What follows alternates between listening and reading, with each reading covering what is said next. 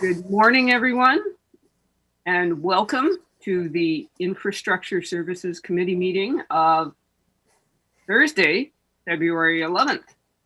I'd like to acknowledge that the Sunshine Coast Regional District is within the traditional territories of the Sechelt and Squamish Nations.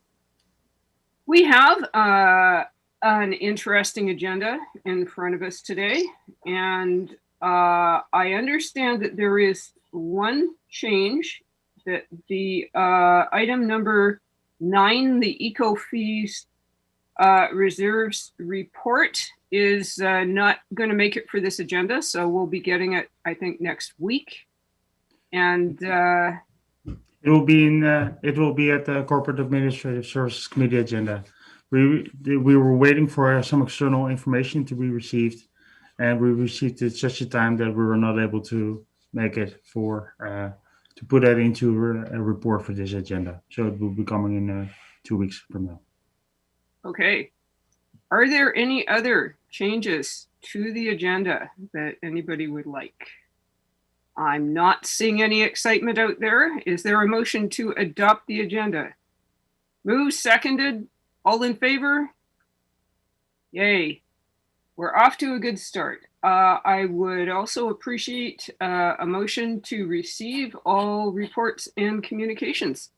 Moved, seconded, all in favor? Thank you. And away we go. So I would like to welcome the folks from BC Transit to tell us all about the Transit Future Plan for the Sunshine Coast. Over to you. Thank you, Chair and board members. Remco, I just want to double check. Do you want me to share my screen, or is that going to be best? Okay, perfect. What I'll do is just quickly share my screen, or at least attempt to. Can everybody see that? Perfect, awesome. I'll make it big screen slideshow here. So yes, my name's Rob Ringma. I'm glad to be here to present again to the Sunshine Coast Regional District Board. I'm the senior manager of government relations. So I manage the government relations, or basically the conduit between our local government partners and BC Transit. So I affectionately coin myself the jack of all trades, master of none. I'm the conduit for the board and your staff to all the different departments at BC Transit, from finance to marketing, scheduling, planning. And I'm joined here today by Frank. Frank's one of our senior transit planners at BC Transit. And we're happy today to walk you guys through our Transit Future Action Plan. And what we're looking for is just adoption at the end through Remco and staff report of the terms of reference that'll allow us to move forward with this Transit Future Action Plan and work to do public engagement and stakeholder engagement to really ensure that we have the right priorities lined out for the future of the transit system on the Sunshine Coast. So with that, I will move to the outline slide and turn it over to Frank at this point. Great, awesome. So thanks so much for having us this morning. I'm Frank.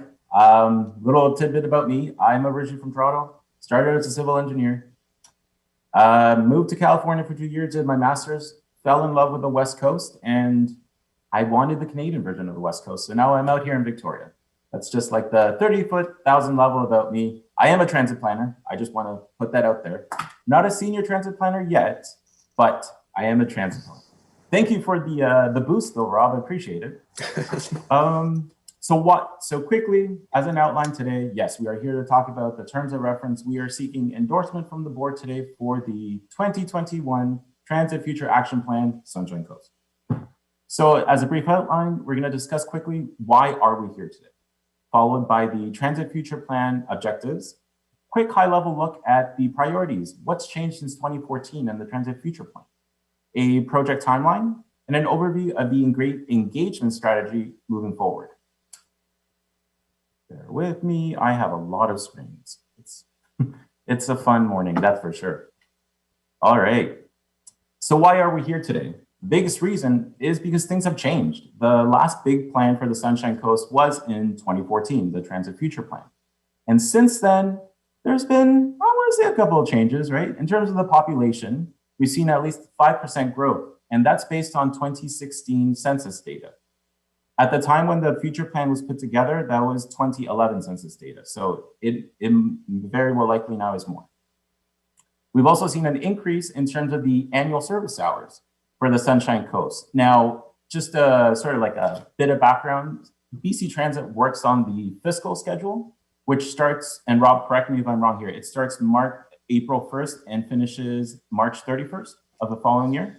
Yeah, that's correct. Anytime we're talking about, a lot of the times we talk about our fiscal year, which is a little bit different from the calendar year that some of our government partners operate. We are an April 1st to March 31st fiscal. So since the 2014 plan at the time was using data from 2012, 2013 fiscal, we've seen an increase of 60%, and that's currently based on the 2019, 2020 fiscal numbers. Since then, keeping that same time frame in mind, we've also seen an increase in ridership of about 10%. But we know things have changed, COVID, 2020, and doing a comparison, looking at years 2019 in terms of ridership and 2020 in terms of ridership, we've seen that in 2020, ridership has dropped by approximately 45% compared to the year of 2019. However, this is still below the 50% that we've seen in terms of a drop across BC Transit systems across the province of BC. So again, I mentioned change and I mentioned COVID, but in particular, I wanted to bring up a slide to show the period of March to December, 2019 and 2020. So with the slide, you'll see two lines. The green line is 2019 ridership. The blue line is 2020 ridership. Now, what we see initially starting in March is a drop in ridership, and this is very similar to what we've seen in other transit systems across BC.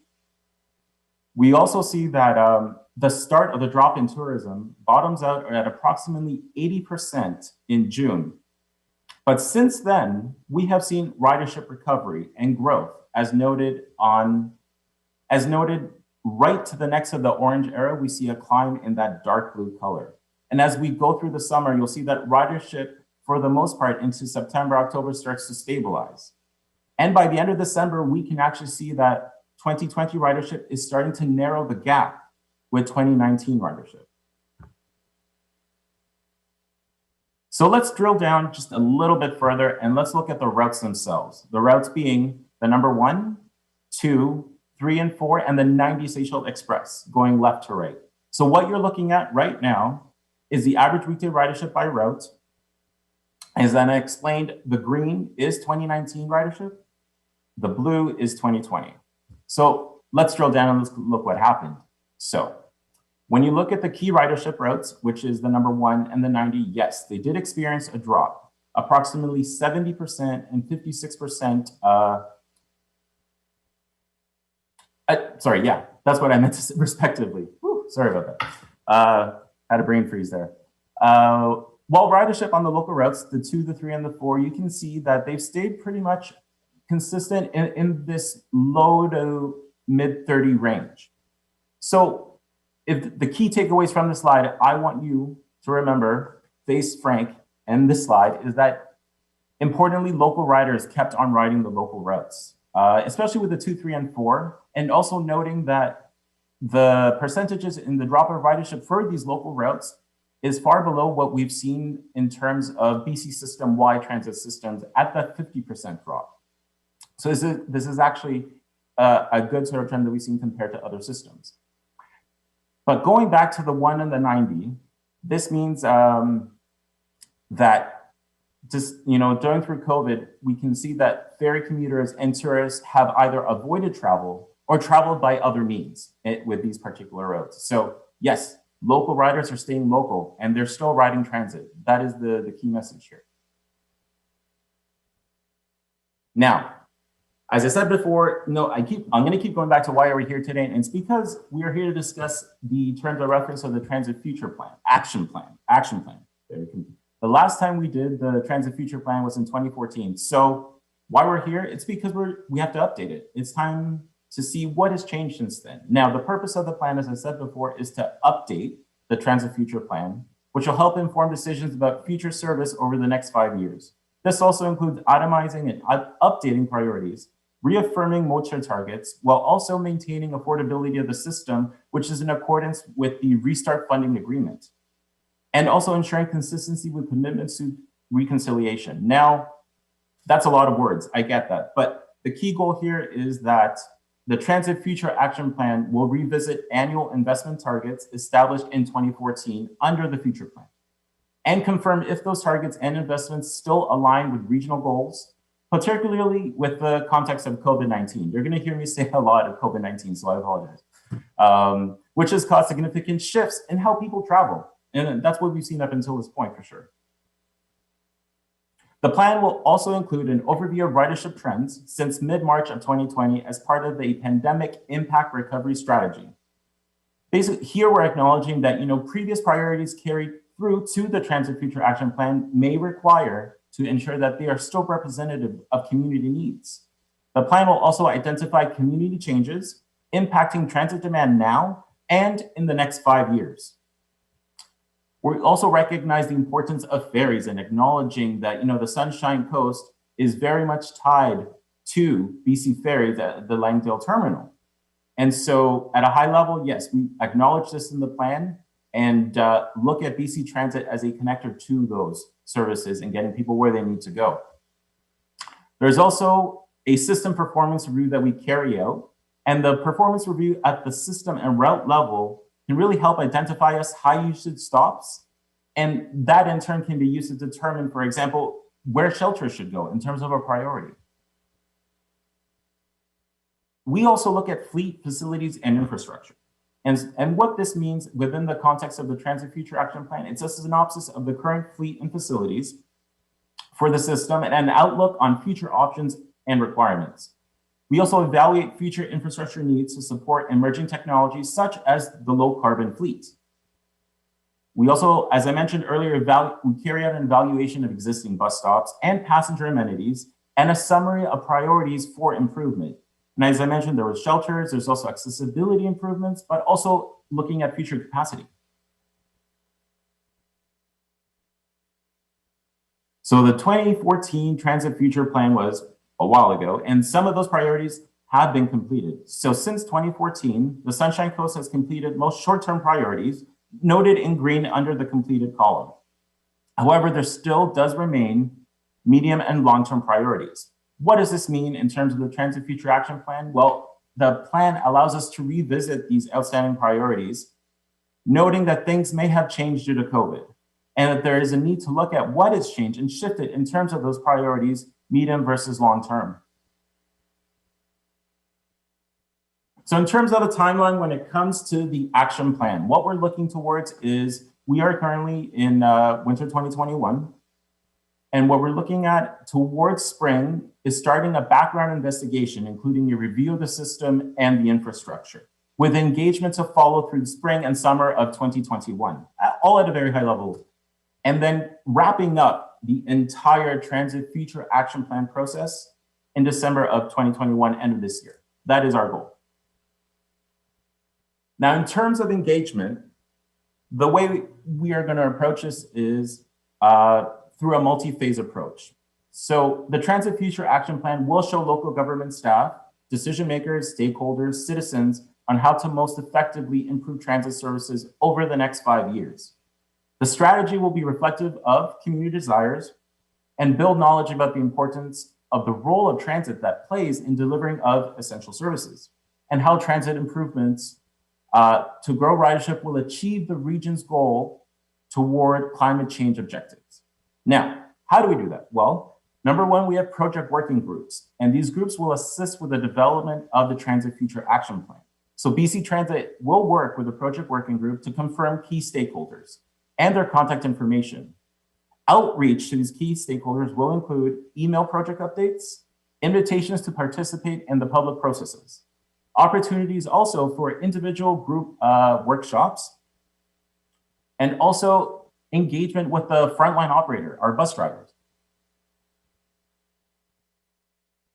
Now, in terms of the engagement strategy, we have an online engagement strategy that we will use for 2021. And this is using a multitude of different tools, virtual tools. It's been structured to avoid in-person outreach. Again, COVID-19 and social distancing measures will make the typical open house approach unviable. A robust online engagement will be facilitated through BC Transit Engagement Headquarters using Bang the Table. And it will be launched in early 2021. Now, the action plan project page will be established once we receive the terms of reference endorsement, and we'll seek registration from those interested in receiving project updates. Now, I put in a little snippet on this slide on the left, just showing some of the virtual tools that will be included in the online engagement website. So we've got an Explore the Map feature for people to get familiar with the Sunshine Coast. A drop a pin feature they'll let people will be able to tell us, this is where I start my trip, this is where I stop my trip. Also, people will be able to drop a pin and say, hey, how about a bus shelter here? How about a bus stop here? Just ideas in order to collect from that sort of feedback. Also, we'll provide an online survey, and they'll be able to fill out a page to receive communications and email updates. It's basically a contact us box that they'll be able to fill out. We also will be doing intercept surveys. What are intercept surveys? Well, when I started, honestly, I just wanted layman terms. And it's basically asking people on the bus and at bus stops. So that's why I call them on the bus or at the bus stop surveys. And they'll help us understand who is a riding cohort today. And additional feedback through engagement will strengthen this information that will be used to help develop the service and infrastructure priorities. Now, at a high level, in terms of the engagement timeline, what are we looking at? Well, we're looking at starting the first project working group meeting, which will include launching the project website and discussing system priorities in spring of 2021. Then also in the spring, we're looking at conducting those intercept surveys, as I mentioned, the on the bus, at the bus stop surveys. And that's also going to continue through the spring. And also we'll be going through our first line operator contact and getting feedback from them in the spring. A total of 3 project work meetings will take place. This is where we approach the number 2. And at this point, we'll be presenting a background work paper and drafting service change proposals and confirming public engagement materials. So I don't know if I did cover this, but there's 2 phases of engagement where we have the intercept survey phase, that's phase 1. And then we have phase 2, our online engagement, where we'll start in the spring, summer of 2021.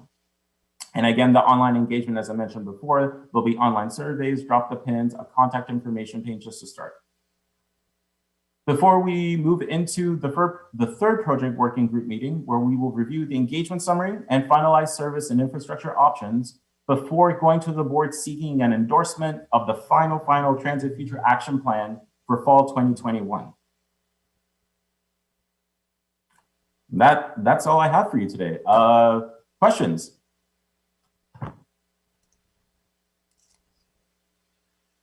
Okay, if you can stop screen sharing, that would be great. Work on that right now.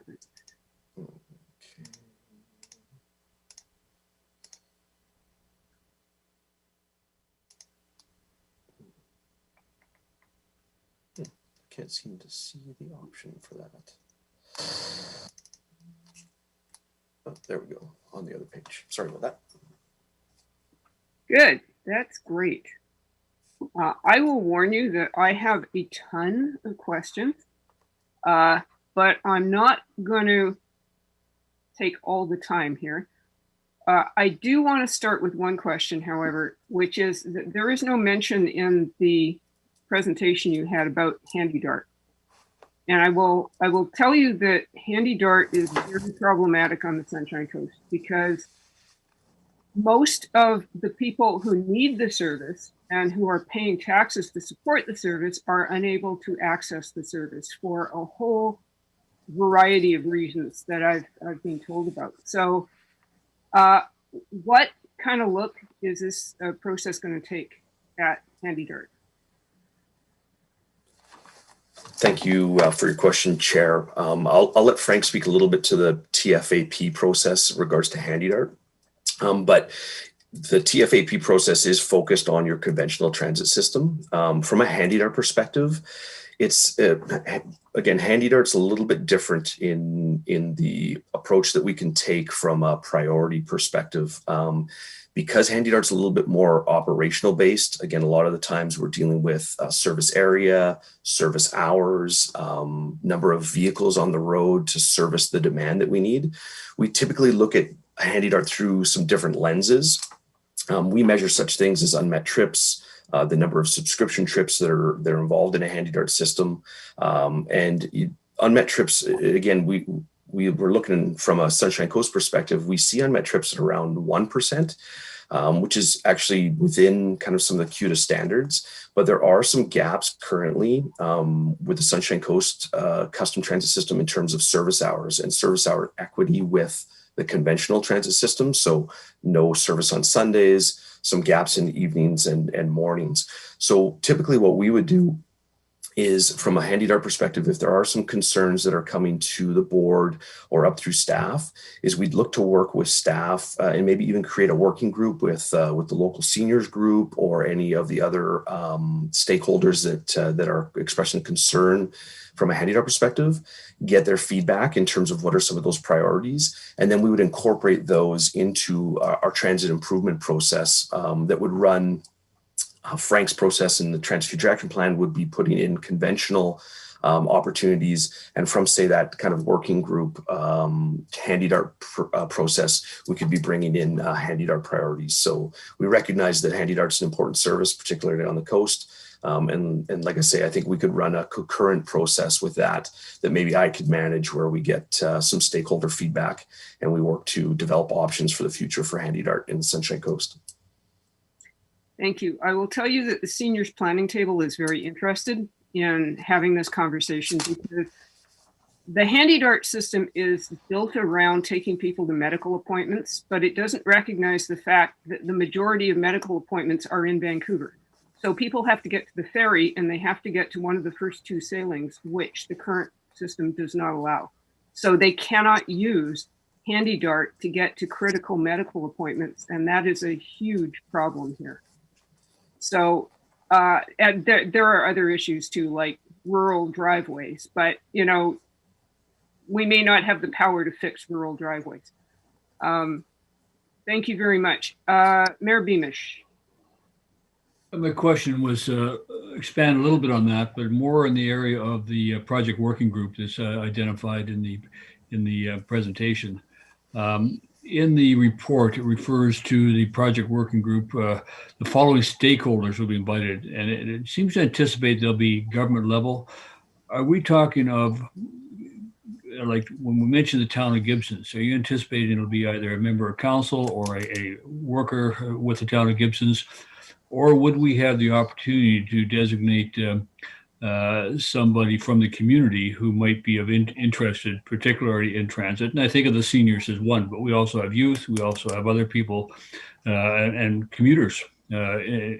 So I wouldn't want to think that a member of council or a staff person is going to represent all those interests. So how do we bring those interests into the working group format? Because the HandyDart be one component of that working group, and I'm not sure that I see them as being separate.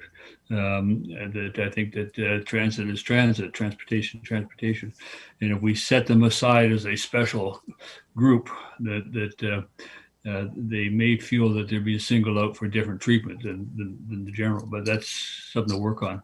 But I would like to see an opportunity, for example, for the town of Gibson's, for our council to seek representation or interest from the community as to who might be interested in participating on the working group, and maybe more than one person representing different segments of the community.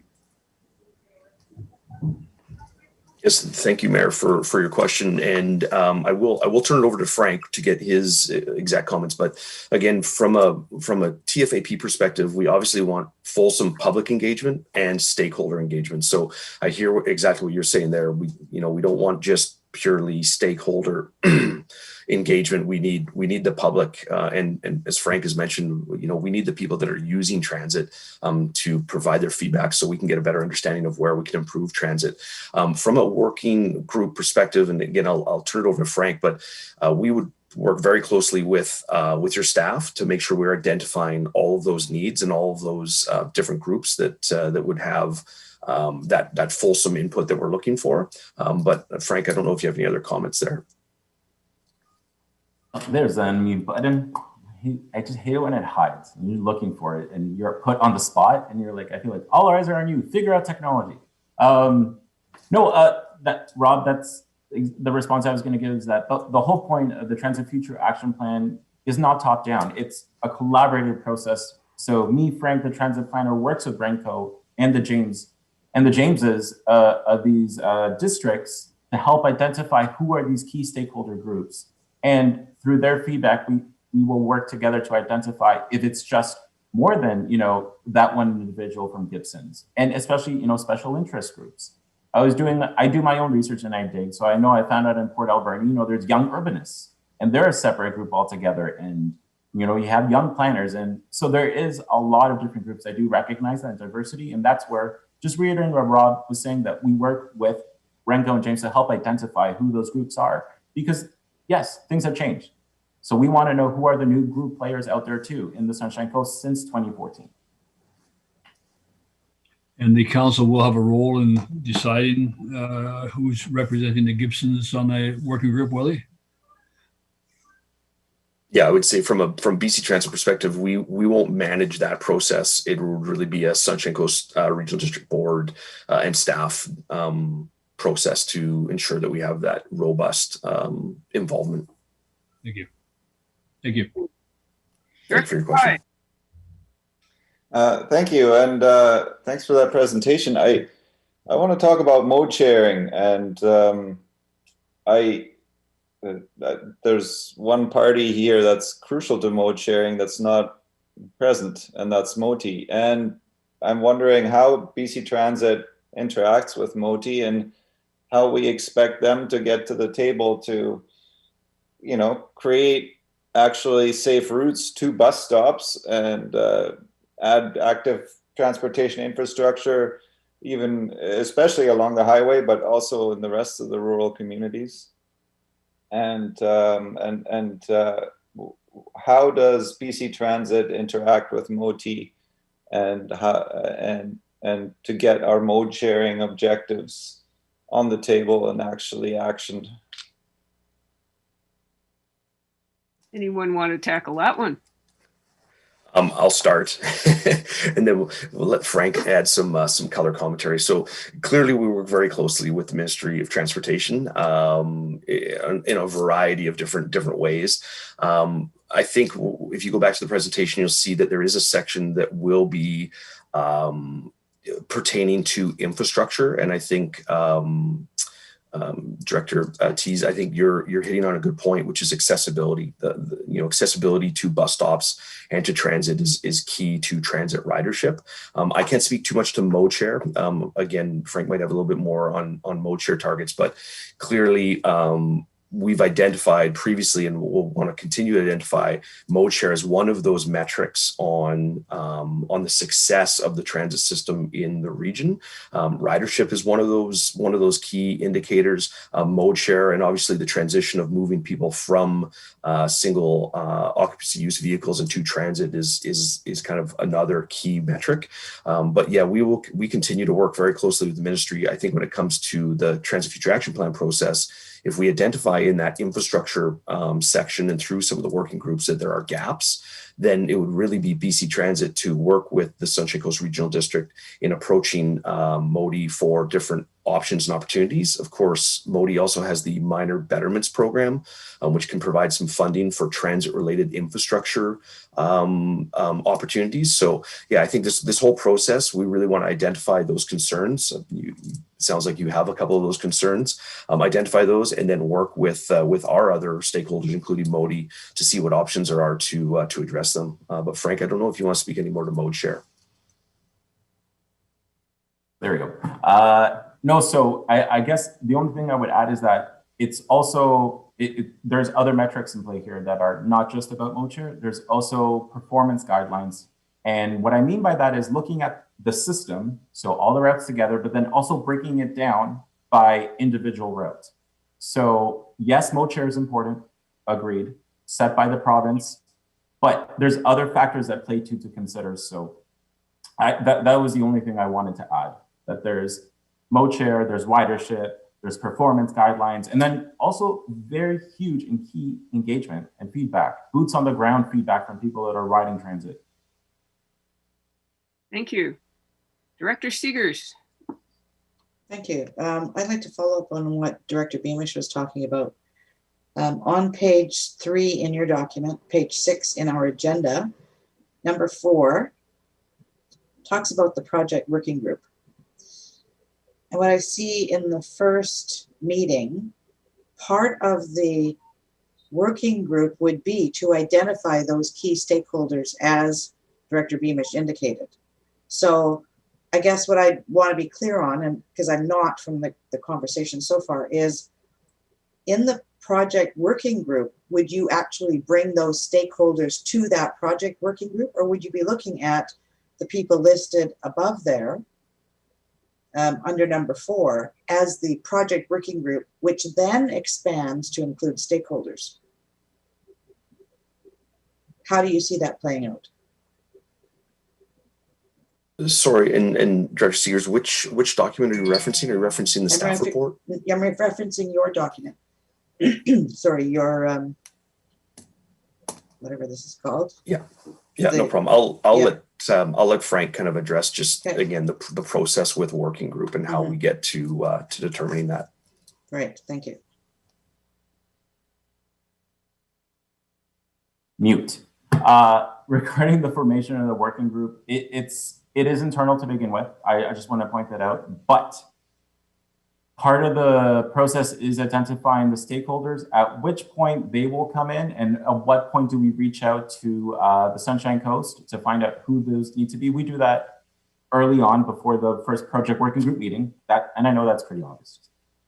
But regarding who comes to what and when, that'll be determined throughout the process prior to the first project working group meeting. Again, we want to work with the Sunshine Coast to identify when it's best to engage with the stakeholder and at what point is it best to bring them on. I'm not sure if that's going to 100% answer your question, but does that sort of make sense? Well, if I look at number 4, it says, the project working group will be formed. It will include staff from BC Transit, SCRD, and the following stakeholders will be part of that: District of Seashell, Town of Gibsons, SIGD, etc. And then in the project working group meeting 1, it talks about identifying key stakeholders. Yes. So I'm wondering, because Director Beamish was saying, we want to reach out to the community and make sure we have all these people engaged. Would they be part of that initial consultation, or is this determining who they are so that we would then bring them in further? Right. I mean, what I understood from Director Beamish was he wanted them to be involved right away up front, but I don't know if we've necessarily identified them at that point yet. So no, that's a very valid point. At that point, I mean, I don't know if we'll have them right away, right? If we'll have everybody right away too. But I think that's where the process is flexible enough to allow that if we did not get everybody in the first group, the option is there to bring more people in as we learn too of other groups that come down the line. Okay. Is that? Yeah, that helps. Thank you. Yeah, awesome. I see Mr. Walton. Did you have something to add? Thank you, Chair. Yeah, just to Mayor Seeger's comments and questions. I've been through my discussions throughout the last year. I've been keeping a sort of a list of who people who have asked to be a stakeholder. So the way I envision it is the project working group are listed here.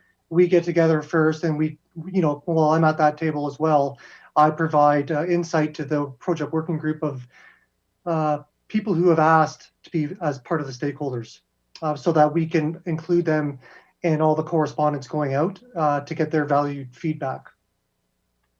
Thank you. And you can add the Elphinstone Community Association to that group. They asked to be included last night at their meeting.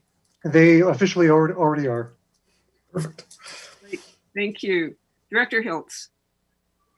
Thanks, Chair. Yeah, I gotta say, I always love BC Transit's. They got the data, they got the modeling. They're telling us what's going to happen in 25 years. So I always enjoy these presentations. So I am the follow up with the province, the connection between the province and these the mode shares. Not very familiar with it. There's a provincial transit plan from 2008, I think, is when it started, and this 5.4% of mode share came out of that. So I'm just wondering how there's sort of an alignment of the local with the province to achieve provincial goals. So is that moving at the provincial level in terms of like I'm trying to understand the significance of this 5.4% and how it applies locally and how it ties to the province's goals and how we kind of line up so that we sort of do what we're told, I guess, in some ways, or we come to an agreement about how to work together. Yeah, I might again just approach that. Thank you, Director Hills, for your question. Again, the province does have a provincial mode share target, very similar to some of their even GHG emissions targets. That obviously, as an agency, from a BC Transit perspective, we're working with our local governments to try to help achieve those broader, larger provincial targets. So mode share, though, and the mode share targets specifically for the Sunshine Coast are still, those are not top-down targets. Those are from a Sunshine Coast Regional District perspective. We provide the overall that mode share is a good target for us to work towards. The province has a certain mode share target that we're trying to work towards, but it's not a top-down process. So we still go to the local governments and say, here's the information. Where would you like to set your target at? And where are we at currently? What target do we want to get to? And then how do we measure that along that continuum? So it is again a little bit more bottom up, but we still talk to mode share because again, from a kind of key performance metric, we recognize that it's a good one to look at to understand trends in ridership. Frank, I don't know if you have anything else you want to add there. No, that's pretty much. Okay, thank you. I'm going to take a turn with another question. In one of my other lives, I write business plans. And the very first thing you do in a business plan is you figure out who your customers are. Are they men? Are they women? Are they young? Are they old? Are they going to work? Are they going to school? Are they going shopping? And I noticed that none of that information is in the Transit Future Plan. So if you don't know who your current customers are, it also doesn't identify who the target market is. Like, we're trying to increase the number of people taking transit, but where is it that who is it that we are trying to entice to take the bus? And that information doesn't appear to be there. Do you have it? I was unmuted. I muted myself and unmuted myself. Thank you again, Chair McMahon, for the question. I really appreciate it. I have a private sector background myself, so now that I'm in the public service, I know all about demographics and target markets. And it's interesting because BC Transit, again, we're providing a public transit service. So, I would say from a 30,000 foot level, no, we don't get into the specifics and minutia of individual market segments. I think because we're a public service trying to provide public transportation, we really look, and I think it kind of coins in well with the Transit Future Action Plan, is we really look to understand in each individual community who is riding the bus, what are their needs, and how do we tailor the service to that? And again, you can kind of understand that in different communities, there's different needs, and maybe those demographics that you mentioned kind of shift and change between those different communities. So I think through a process like the Transit Future Action Plan process, where we're going out to public engagement, what we're really trying to do is understand what is the need in that community. What are the pinch points with the riders that are currently riding the system, and how do we improve those? So we can get into some demographic type information. We look at fare products and what type of fare products are being purchased, how many seniors passes are being purchased, how many BC bus passes are being purchased, how many youth passes. We can get some demographic information that way. But I would have to say that currently we don't specifically target set demographics. We're really trying to provide the best public transit service that we can for that individual community that we're engaged in. And again, Frank, if you have any comments, please feel free. No, that's basically that's it. Yeah. Interesting. Okay. Next up is Director Seegers.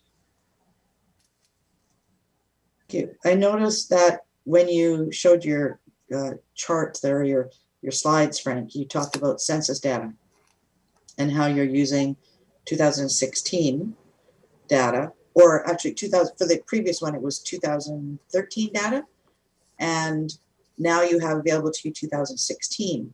So there's currently a census going to happen this year, but this whole future plan will be complete before that information is out. So how does having older data versus the more recent data impact the planning that goes on?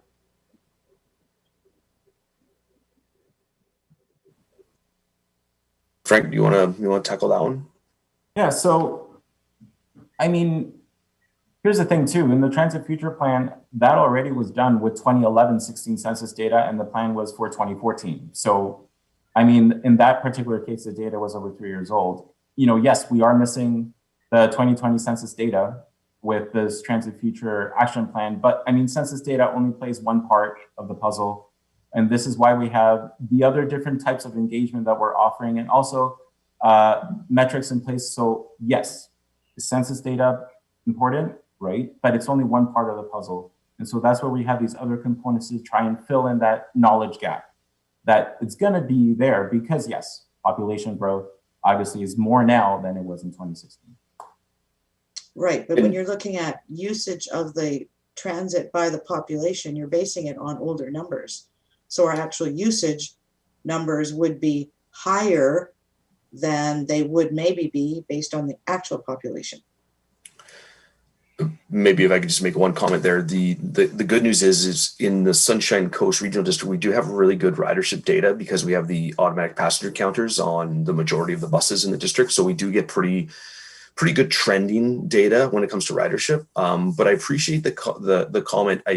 I guess, yes, it's never perfect. Do we wish we had the most up-to-date census numbers? Absolutely. But do we feel like we should wait and hold this process back to wait for those? I think to Frank's point, what we're saying is we need to recognize that gap. We need to do everything we can to address that in other ways, whether that's looking at internal BC Transit ridership numbers, even just, you know, through some of the feedback that we get, we might get some insights there. So that part might not be perfect, but at the end of the day, we definitely want to get the robust engagement that Frank had spoken about to try to keep this process moving forward. And I think to your point, we just need to recognize that that is a gap as we move through the process.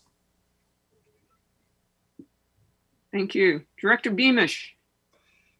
Yeah, I'd just like to circle back to the stakeholders one more time. Just to once again, my concern is that the whole process of stakeholder selection be very transparent, and for each of our communities. As I look on this Zoom meeting, for example, I see stakeholders in the sense referred to in this report, but I also see service providers because we're involved in the budget and involved in making decisions going forward. So I think that I just want to make sure that we have that process where we have the ability. I have the ability to talk with my council and put it out in a very public way, inviting stakeholders to come forward to be part of a committee or part of a stakeholder consultation, because that's very important. We have some people have some very specific needs relative to transportation, and they are different in each community, whether the far northern end of the municipality or the regional district, or in an area like Gibsons, where you just want to get from lower Gibsons to upper Gibsons, and those are very different challenges. So I just want to make sure that process is very transparent, and there's not kind of a pre-selection done that here's our stakeholders. We want to be able to involve in that, give people an opportunity to get involved and have their needs recognized. So thank you. That's all I'll say to stakeholders again. I see that GM Rosenboom would like to weigh in here. Yeah. Thank you. I'm jumping ahead a little bit, but in the staff report, there's mentioned that our draft list of stakeholders will be presented to the board for the information at a certain point to make sure that they're aware of the stakeholders that will be invited and to seek any further input on them. Thank you. Director Hiltz. I think Director Pratt is queued up for me. I'll differ. Okay. All right. I'll go. This is my curiosity question about how much all this stuff costs. This is one of the local government things that how much does engagement cost? And this is a comprehensive review. It's not done in a weekend. There's a lot of investment from BC Transit. So generally, I'm not sure if you can say, is this like a $1,000 project or a $100,000 project? Like, how much does it take to get something like this out the door in the fall of 2021? Just for scale of public engagement and all the analysis. Thank you for the question. I guess where I would start is any type of this engagement is included. So we would have forecasted this and included this in your kind of your 3-year budget.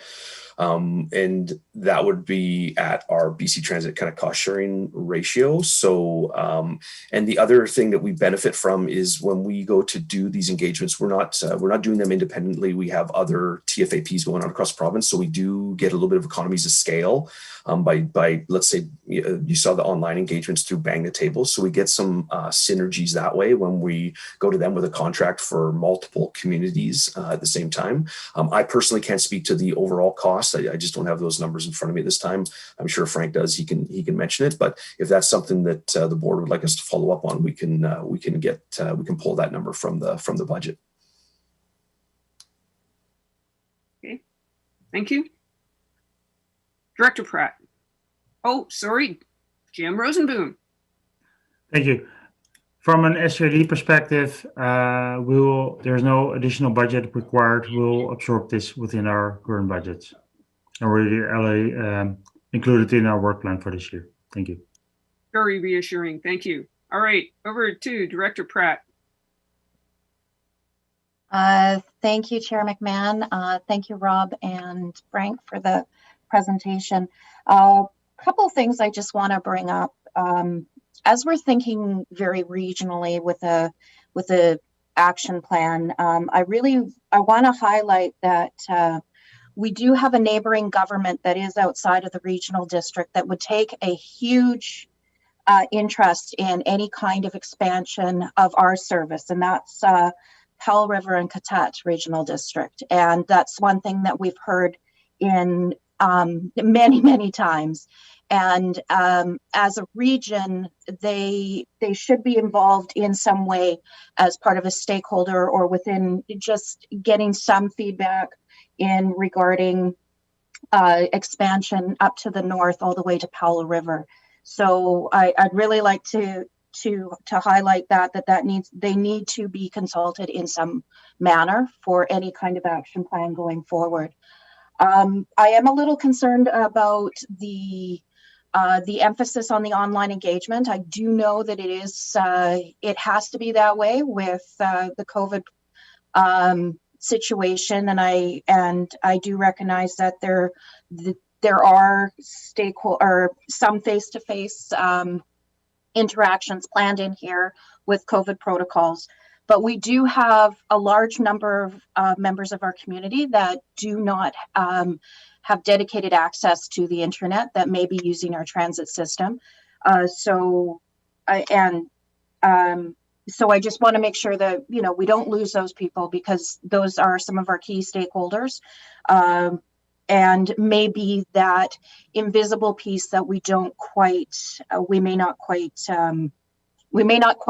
be able to catch. We need to make sure we're very inclusive in how we solicit feedback. Thank you.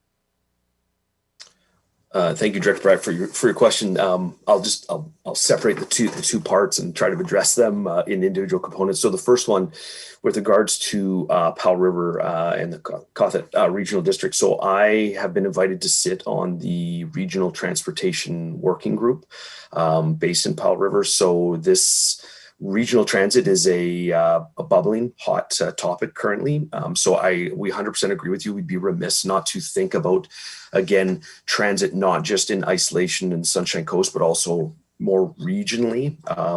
And that also includes, again, working with closer with BC Ferries. And you'd see that in some of the provincial mandate for BC Transit, BC Ferries, and even TransLink to work closely together to more align schedules, work together to make regional transit more seamless for our passengers. So absolutely, that's on the radar and on the agenda. And I've been personally working closely with Powell River. I also, and Frank, the good news is Frank and myself both also manage Powell River as well.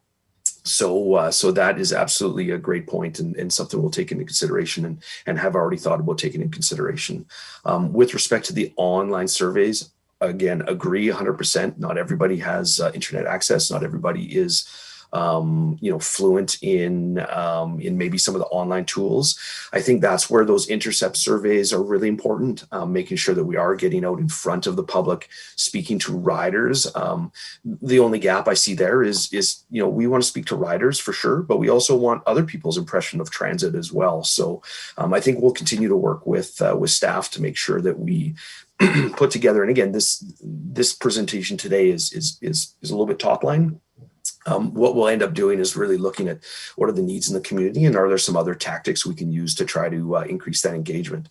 I think you're getting the theme, and I hope you're getting the theme through this whole process that, we want the good, the bad, the ugly. We're not shy about getting stakeholder feedback and receiving that feedback. That's how we build a strong transit system that is going to be, get good ridership when we build it from that input and that engagement. So we've got pretty thick skin. We want to work locally with the groups, and we really want to make the transit service and put out those priorities that are going to make it better for the community, which we know will result in increased ridership and again some of those mode share shifts. So thank you for your question. Chair McMahon, if I may follow up. Right before the meeting started, we were actually discussing the federal announcement yesterday about all of the transit funding. So that gap between North Half Moon Bay and up to Earl's Cove, we're kind of at a really great time to kind of, especially if we can find some impetus from the terms of reference as this report comes through and as the action plan, it looks like the federal government is going to be putting some more support into smaller communities as well. So there is a tremendous opportunity in moving forward with this. Yeah, I think just to answer or make comment on that. Yeah, BC Transit's obviously very excited about the federal announcement and clearly a commitment from the federal government to long-term transit support. The details of how those dollars are going to get allocated are not clear at this time, but I can tell you that from BC Transit perspective and I think from a provincial perspective, obviously we're going to be working hard to put forward the objectives and some of the upcoming priorities that we have to try to gather as much of that funding as we can for the province. Thank you. I'm just going to jump in to mention two things that I hear about a lot other than Handy Dart. One is the idea of ride on demand, transit on demand. I know there's been a pilot project in Powell River, and TransLink did a pilot project on Bowen Island. And there is a lot of interest locally, so I'm hoping that will be looked at as part of the review.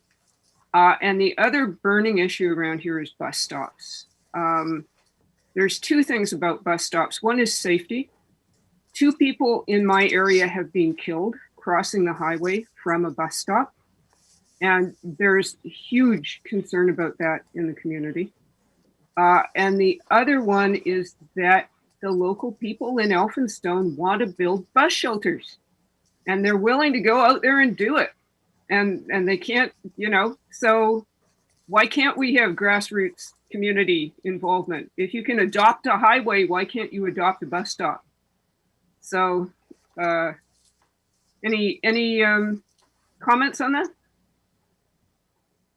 Yeah, absolutely. So I'll start again. I'll kind of unpack those different pieces. So on demand, absolutely. I think from BC Trans perspective, we hear a lot about on demand. There's been a lot of buzz about on demand services across the country. Everything from reports Belleville, Ontario, to even locally up in Powell River, where they've partnered with Spare Labs on what they call the Zunga bus. So I believe that service just launched the start of this month. Be interesting, very interesting to see how that goes. We're working closely with Powell River. They've taken that initiative on their own. We're very supportive of that. We want to learn. We want to understand the data from that. What's their cost per ride? What the ridership look like? We'll actually use that data to help with some of the processes we have going on from BC Transit perspective. We recently issued a request for information on demand.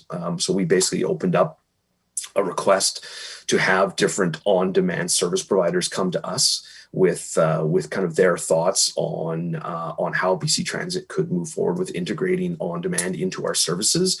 So that will probably translate itself into an RFP, an official RFP at one point. So we are looking at it. We have a team internally that's actually dedicated to doing a lot of work around on-demand. I think through the engagement, so just tie it back to the TFAP, I think if that comes up through the engagement, then absolutely that's something we want to try to mirror those two together and see if there's opportunities again for, let's say, pilot projects in the region, those types of things. So definitely on demand is on the radar, I guess would be the best comment. From a bus stop perspective, so again, bus stops and bus stop locations, bus stop amenities, that does fall under the privy of local government. And again, I appreciate that we need to work together between the regional district, BC Transit, and the province. Safety from BC Transit perspective is clearly our number one priority. It's horrible to hear about accidents in your area and particularly potentially related to transit passengers. So very sorry to hear that news, and that's very tragic, and that's exactly the type of thing we want to avoid. So we want to work with the regional district and the province to make sure that those shelters those bus stops and their locations are in safe locations. And that is a challenge in some of our more rural areas.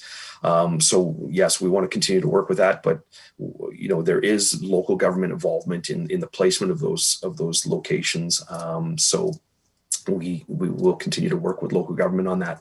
From a bus shelter perspective, there is nothing stopping the regional district from installing custom bus shelters.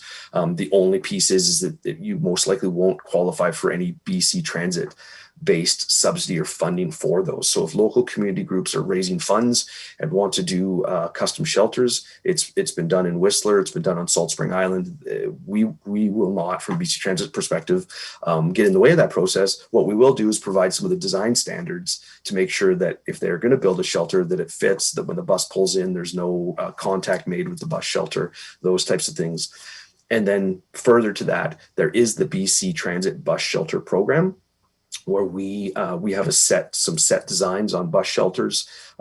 We have funding through not only the provincial but also the federal government that bring down the cost of those shelters quite significantly, in the 20 to 30% of kind of retail cost range. And that information has been provided to staff. I'll make sure that they have the information they need. And if if there's certain bus stops that are identified by local government that we should really focus on in terms of infrastructure, I think we should do that. And I think this process, again, with the Transit Future Action Plan, will also help identify some of those key stops that may need more attention. Thank you. Jim Rosenboom, I see your hand is up. Yeah, thank you. Just in addition to Rob, given that he indicated that there was a local component here, we have the board direction to develop a bus shelter program, and due to COVID, it wasn't a board plan for last year. Due to COVID, we had to delay that, and I think actually the timing now really aligns with the development of this Transit Future Action Plan, and the analysis completed as part of that program, because it will really give us clear data on insight in where demand is, what are the busiest stops, as well as where might be stops that current bus shelters that we can improve on. So our focus is to work on the bus shelter program later this year to make sure that it is completed towards the end of the year, so that any budget implications can be considered as part of next year's budget. Because one of the things to consider when installing bus stops, and that's our current issue as well, is that we have bus stops, but we have no funding to actually properly maintain them and repair them when being vandalized. So we need to make sure that those financial implications are considered prior to installing a lot more. So, and that's what we're trying to get to by the end of the year. Thank you. Good. Thank you very much. Director Seegers. Thank you. I'd like to make a recommendation. First, that the following groups be considered as stakeholders and be invited to be part of the project working group. That would be BC Ferries, City of Powell River, Cathet Regional District, and Slaman Nation. I think that covers off the ones that Director Pratt was looking at. And that the terms of reference for the Sunshine Coast Transit Future Action Plan be approved as amended. Do I see a seconder? Yes. Motion is seconded. Discussion of the motion, anyone? Director Hiltz, do you want to talk to the motion on the floor? Okay. Anyone else? I'm not seeing any more discussion, so I'm going to call the question. All in favor of the motion? Thank you. Any opposed? None opposed. Thank you very much. Director Hiltz. Thanks, Chair. Yeah, a question is, it's in the reference plan or terms of reference. It's on page 4. It says, upon request, information vetted through the PWG will be presented to elected officials as required. So if you could just expand what you mean by the information vetted and how it may be presented.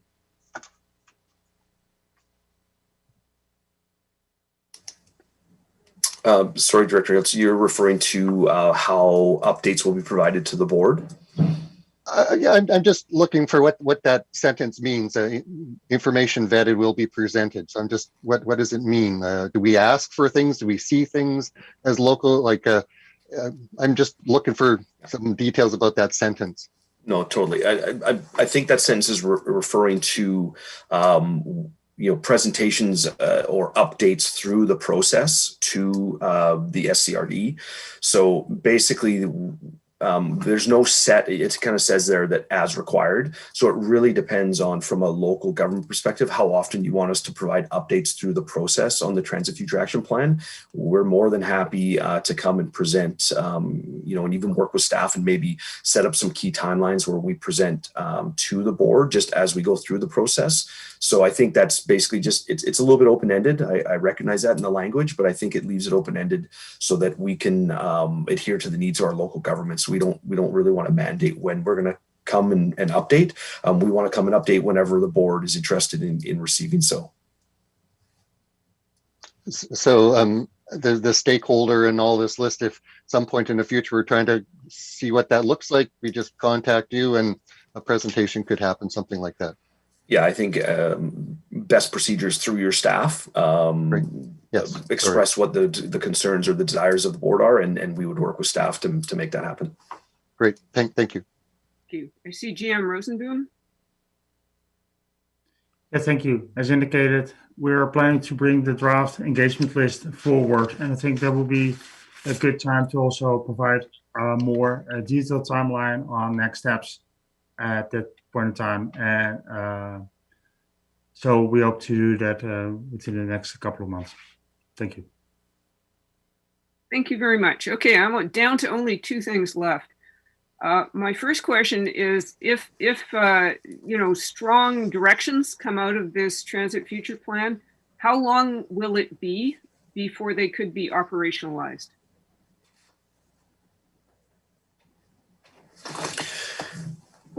Sorry, Chair, just writing that down. Yes, so great question. So what will happen is, as most of you may or may not be aware of our transit improvement process, we affectionately use an acronym called TIPS. Each year around in the spring, we have a 3-year kind of rolling initiative list for each of our transit systems that we would review with staff for basically service improvements, service expansion, service improvements, different priorities that we want to implement. I think Frank had shown some of what has already been completed and some of the outstanding items. So that's a rolling process that happens every year. We usually in the spring and early summer, we try to solidify some of those priorities. We try to get agreement and alignment from local government on the costs that would be involved for that expansion opportunity. And then we take that request, we bundle it up, the local request, we bundle that up with all of our requests from across the province and take that to the province in terms of our service plan request for funds. Then we find out when the budget comes out if we have received those expansion dollars, and then we can work to implement those improvements. So that process, just to give the board some comfort, that process will continue on behind the scenes. But hopefully what we can do is mirror the results of the Transit Future Action Plan at the end of this year into that process for 2022. So we basically have a new robust list of short, medium, and long-term priorities that we could then include into that cycle of kind of service improvements, service changes. So I hope that answers your question. This is in no way going to stop that process, but I think it's going to provide a lot more current, updated priorities that we would insert into that process. Thank you. Okay, and finally, I think strictly speaking as chair, I'm not supposed to make motions, but then as chair, I'm going to declare that I can make a motion. So I'd like to move that we set up a working group on HandyDART. Would anyone like to second that motion? Thank you. Any further discussion? Is there anything else that should be in that motion to make it clear or helpful? GM Rosendrum. For staff, it will be helpful to receive some direction on what the scope of such working group would be. We can work out the terms of reference a little bit later, but at least to have in the resolution working group to make recommendations on improving the HandyDART service to better serve the community. Okay. Thank you. Thank you. Director Taw. Thank you, Chair. I'm just wondering if you're looking as part of in direction to staff, if you're looking at particular groups that you would like to see involved in the draft terms of reference or added into the draft terms of reference so that we don't have to go back and forth on it a whole bunch of times. Thank you. I don't think it needs to be in the motion, and I suspect that staff has a pretty good idea, but it should certainly include Vancouver Coastal Health, the Better at Home program, seniors planning table. Yeah, I think staff are pretty well aware. So, okay, I'm going to call the question. All in favor? Any opposed? None opposed. Thank you very much. Have we exhausted this topic? It seems that we have. So thank you very much to BC Transit for coming and doing your presentation. And I trust that a copy of the presentation will be available on our website later for the public. So thank you very much. Excellent. Thank you very much. Thank you for the great questions. Appreciate the opportunity. Thank you. Okay. So next item up is our annual operating agreement with BC Transit, and Mr. Walton, I think you're on. Thank you, Chair. I believe Mr. Wayne is going to open the discussion up. Thank you. Hey, Okay, thank you, Chair. Can you hear me okay? Excellent. All right, so this report provides an updated 2020 year-end financial snapshot and a future budget outlook for the transit service. Following execution of the 2020-2021 amended AOA and receipt of the 2021-2022 draft AOA budget that's been provided by BC Transit.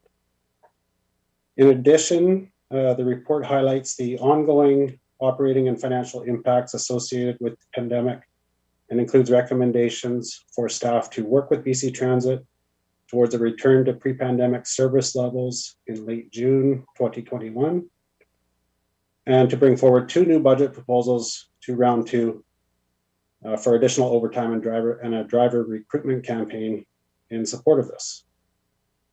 With respect to the financial picture, staff are projecting a year-end surplus for 2020 of approximately $688,000. The main contributing factors to this surplus are the receipt of $407,000 or 50% of the allotted COVID Safe Restart funding and $510,000 in reduced operating expenses due to the decreased service levels. This includes $277,000 in savings resulting from the BC Transit lease fee holiday. These amounts are offset by reduced fare revenue, which was about $272,000 less than budgeted. Looking forward, the remaining $407,000 in COVID Safe Restart funding will be received in the first 3 months of 2021. Based on the estimates provided by BC Transit, staff have prepared a 3-year budget outlook, which utilizes the full $814,000 in COVID Safe Restart funding over the 3-year period to mitigate tax increases, which would otherwise be required to offset reduced fare revenue and additional operating expenses associated with the pandemic. Fare revenue is projected to remain below pre-pandemic levels until 2024. The budget outlook incorporates all of the relevant budget proposals that were presented at round 1, as well as the 2 new ones that are proposed to be brought forward to round 2. The resulting tax increases are projected at 0% for 2021, 2% for 2022, and 2.5% for 2023. And it's not noted in the report, but important to note that a 0% tax increase for 2021 is actually about $188,000 less than the taxation that was presented at round 1. So incorporation of this would result in a decrease in taxation from what's been presented at round 1. So that summarizes the report. Staff are recommending that the financial plan be updated to reflect the draft operating budget, and that COVID Safe Restart funds be utilized to mitigate the future tax increases over the 3-year period. Thank you. good. Thank you. Lower taxes, always good. Director Tice.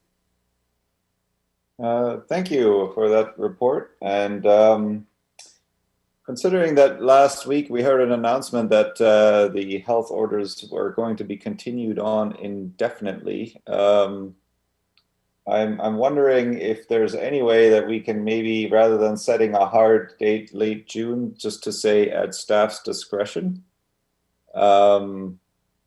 Because I personally, I don't think we have the crystal ball. I don't think staff has the crystal ball right now as to when we will actually be able to get everybody vaccinated. And then on top of that, I think the vaccinations are only good for a year. That's the rumor I heard. So,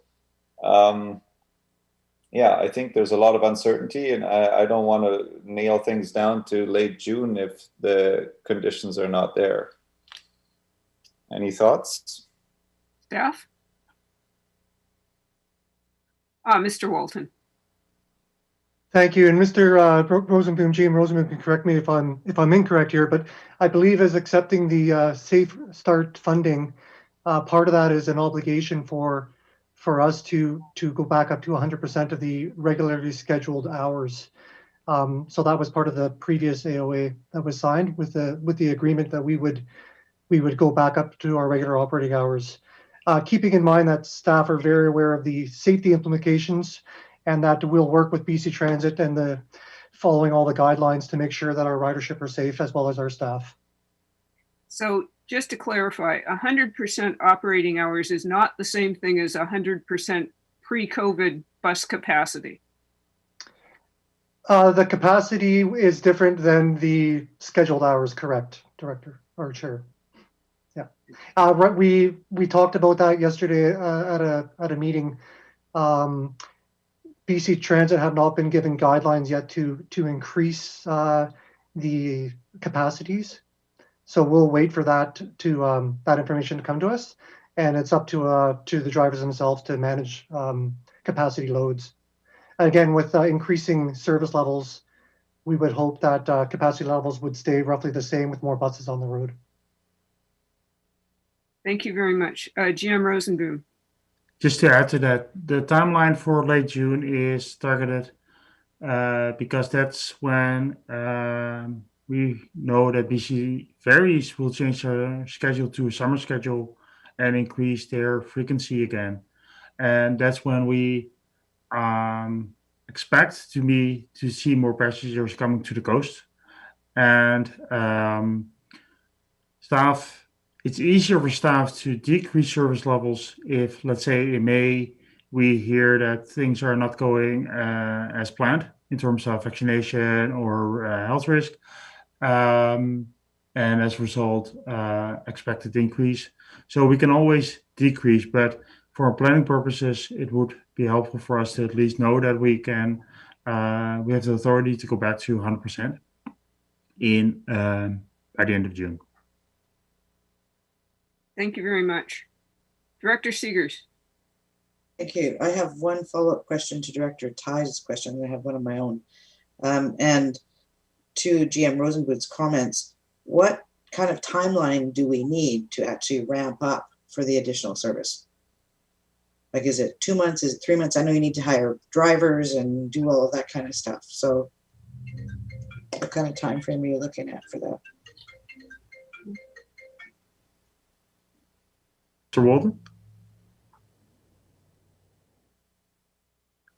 James, you're muted.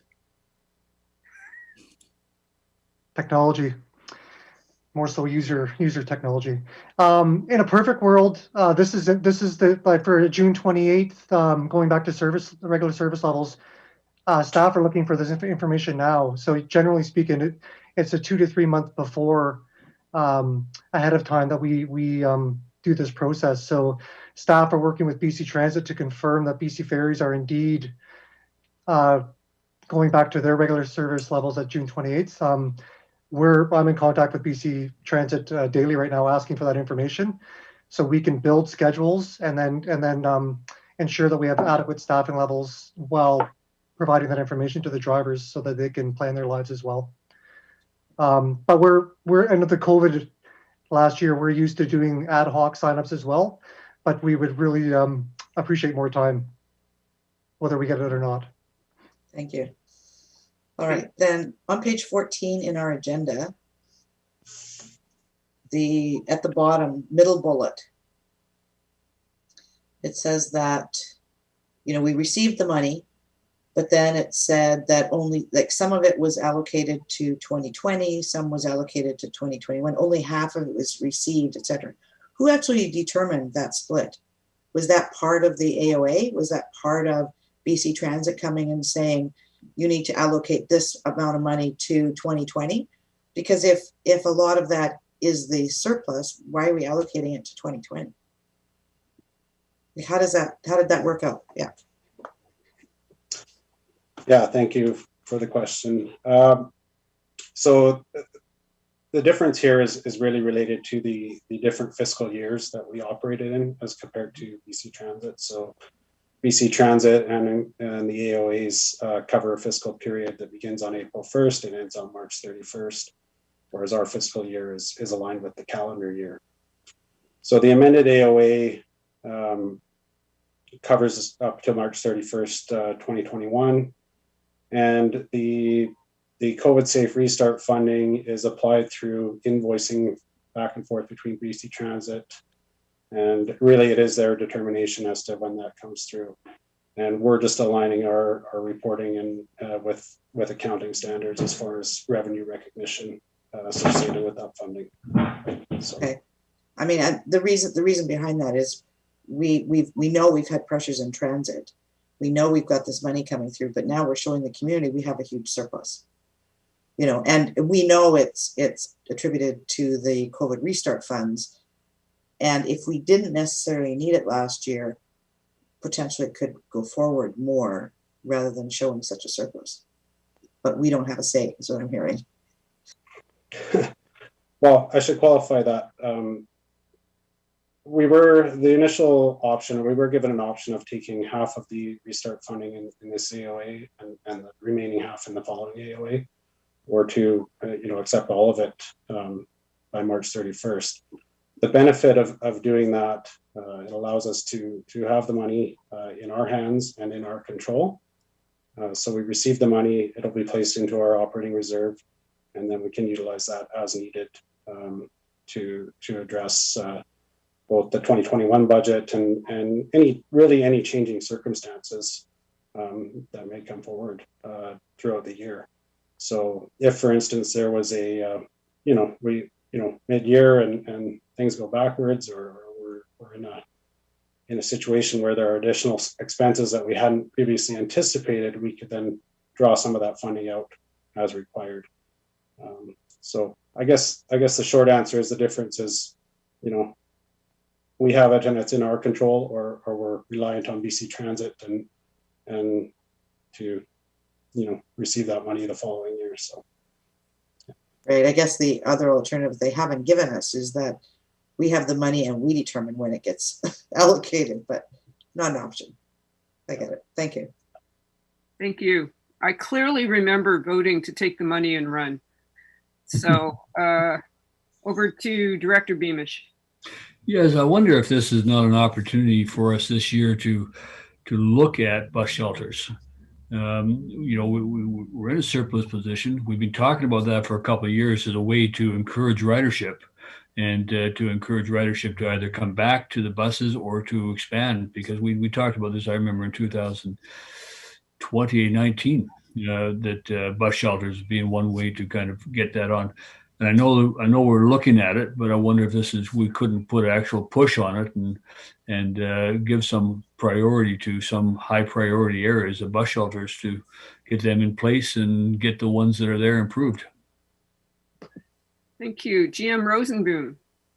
Thank you for the question. It's something that slipped my mind as well, Director.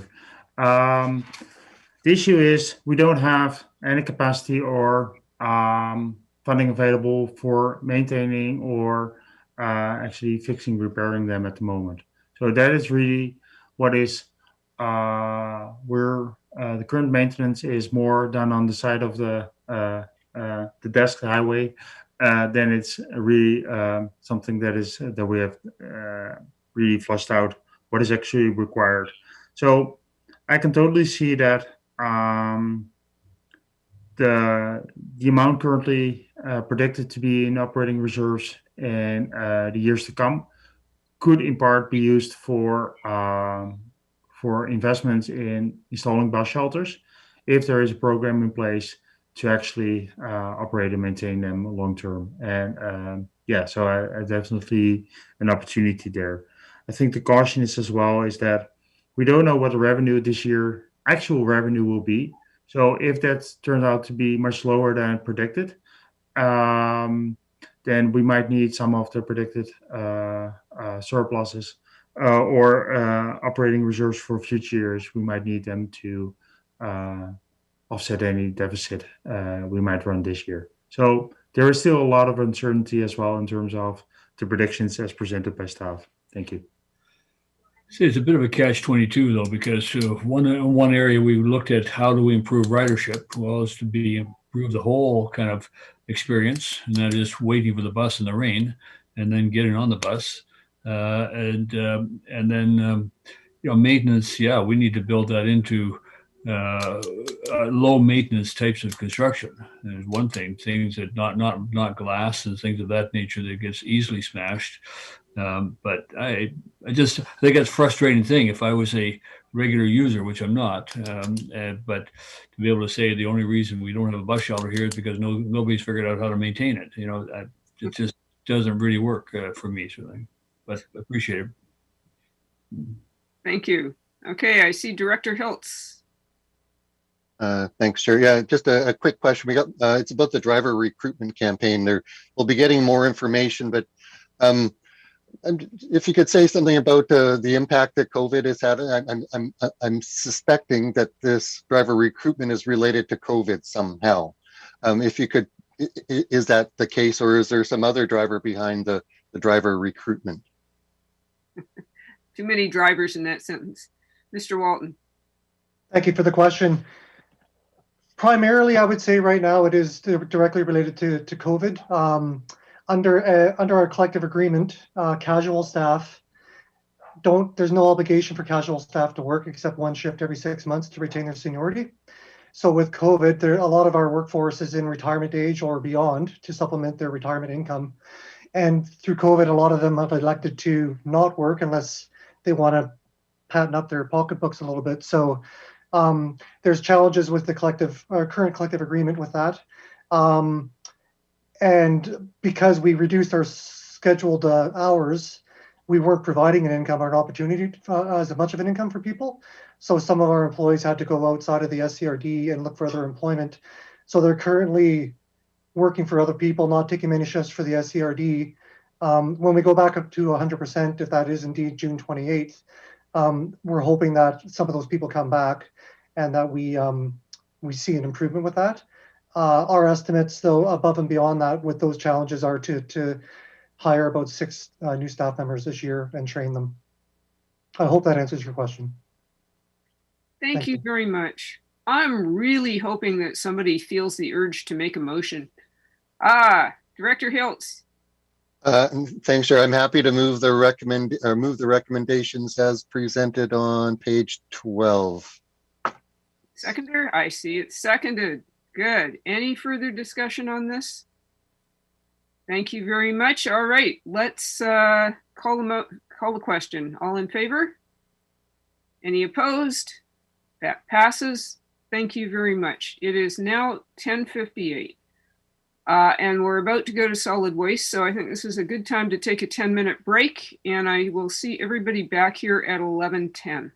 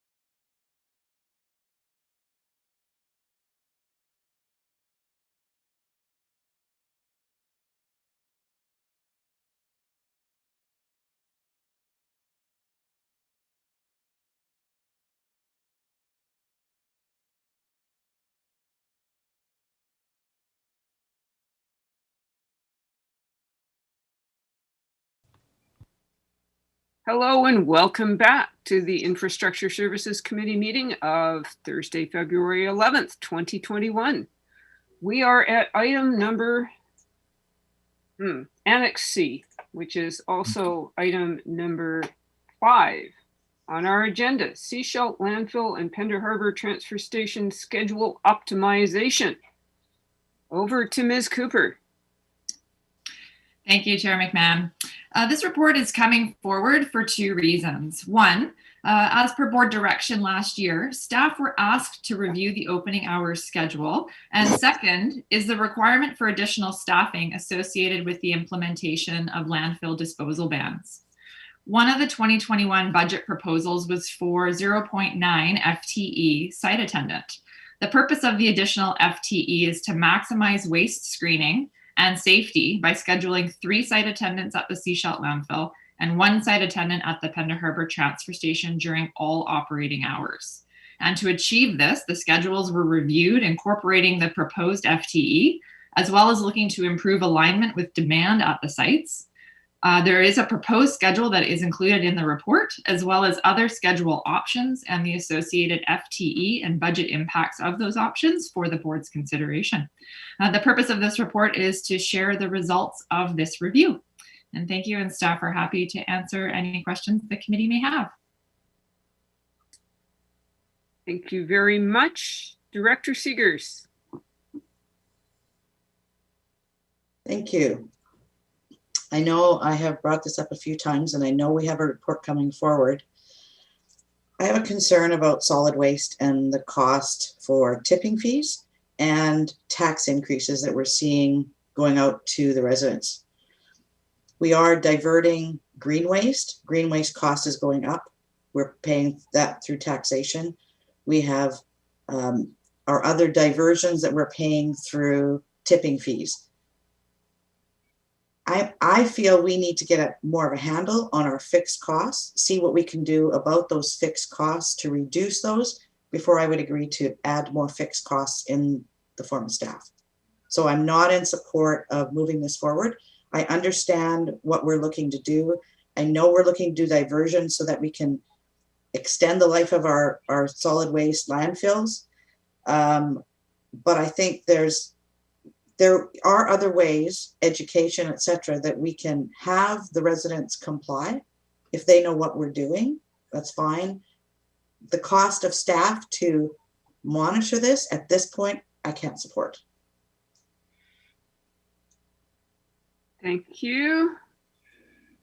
Not all right. Director Beamish. Yeah, I will say that I concur with Director Seegers, and I thank her for bringing that up. Thank you, Director Lee.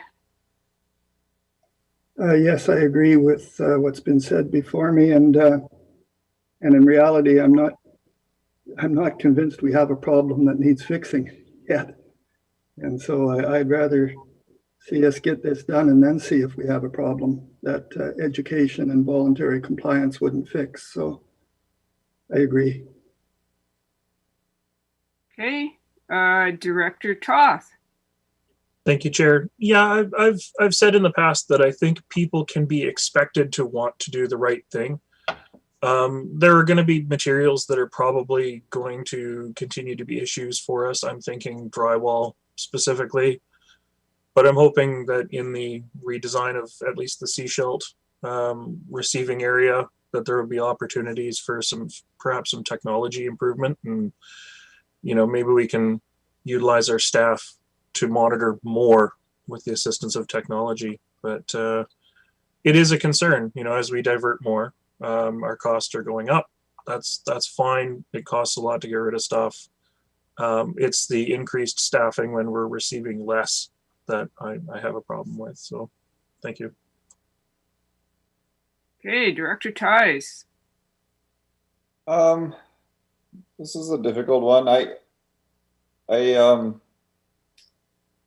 do see the need for more education, absolutely, because just anecdotally from my, I take care of all of our recycling and all of our garbage, and I probably bring out a pickup truck full of the recycling out every month, but I only create a bag, you know, one little garbage bag of garbage in a month, and our numbers don't reflect the same kind of behavior in the rest of the population. That's for sure. And I think education is where we should be focusing our efforts, and I think monitoring to some extent will help, but I think that sort of should be a last resort rather than the first thing that we do. And so I'm all for expanding education, and otherwise I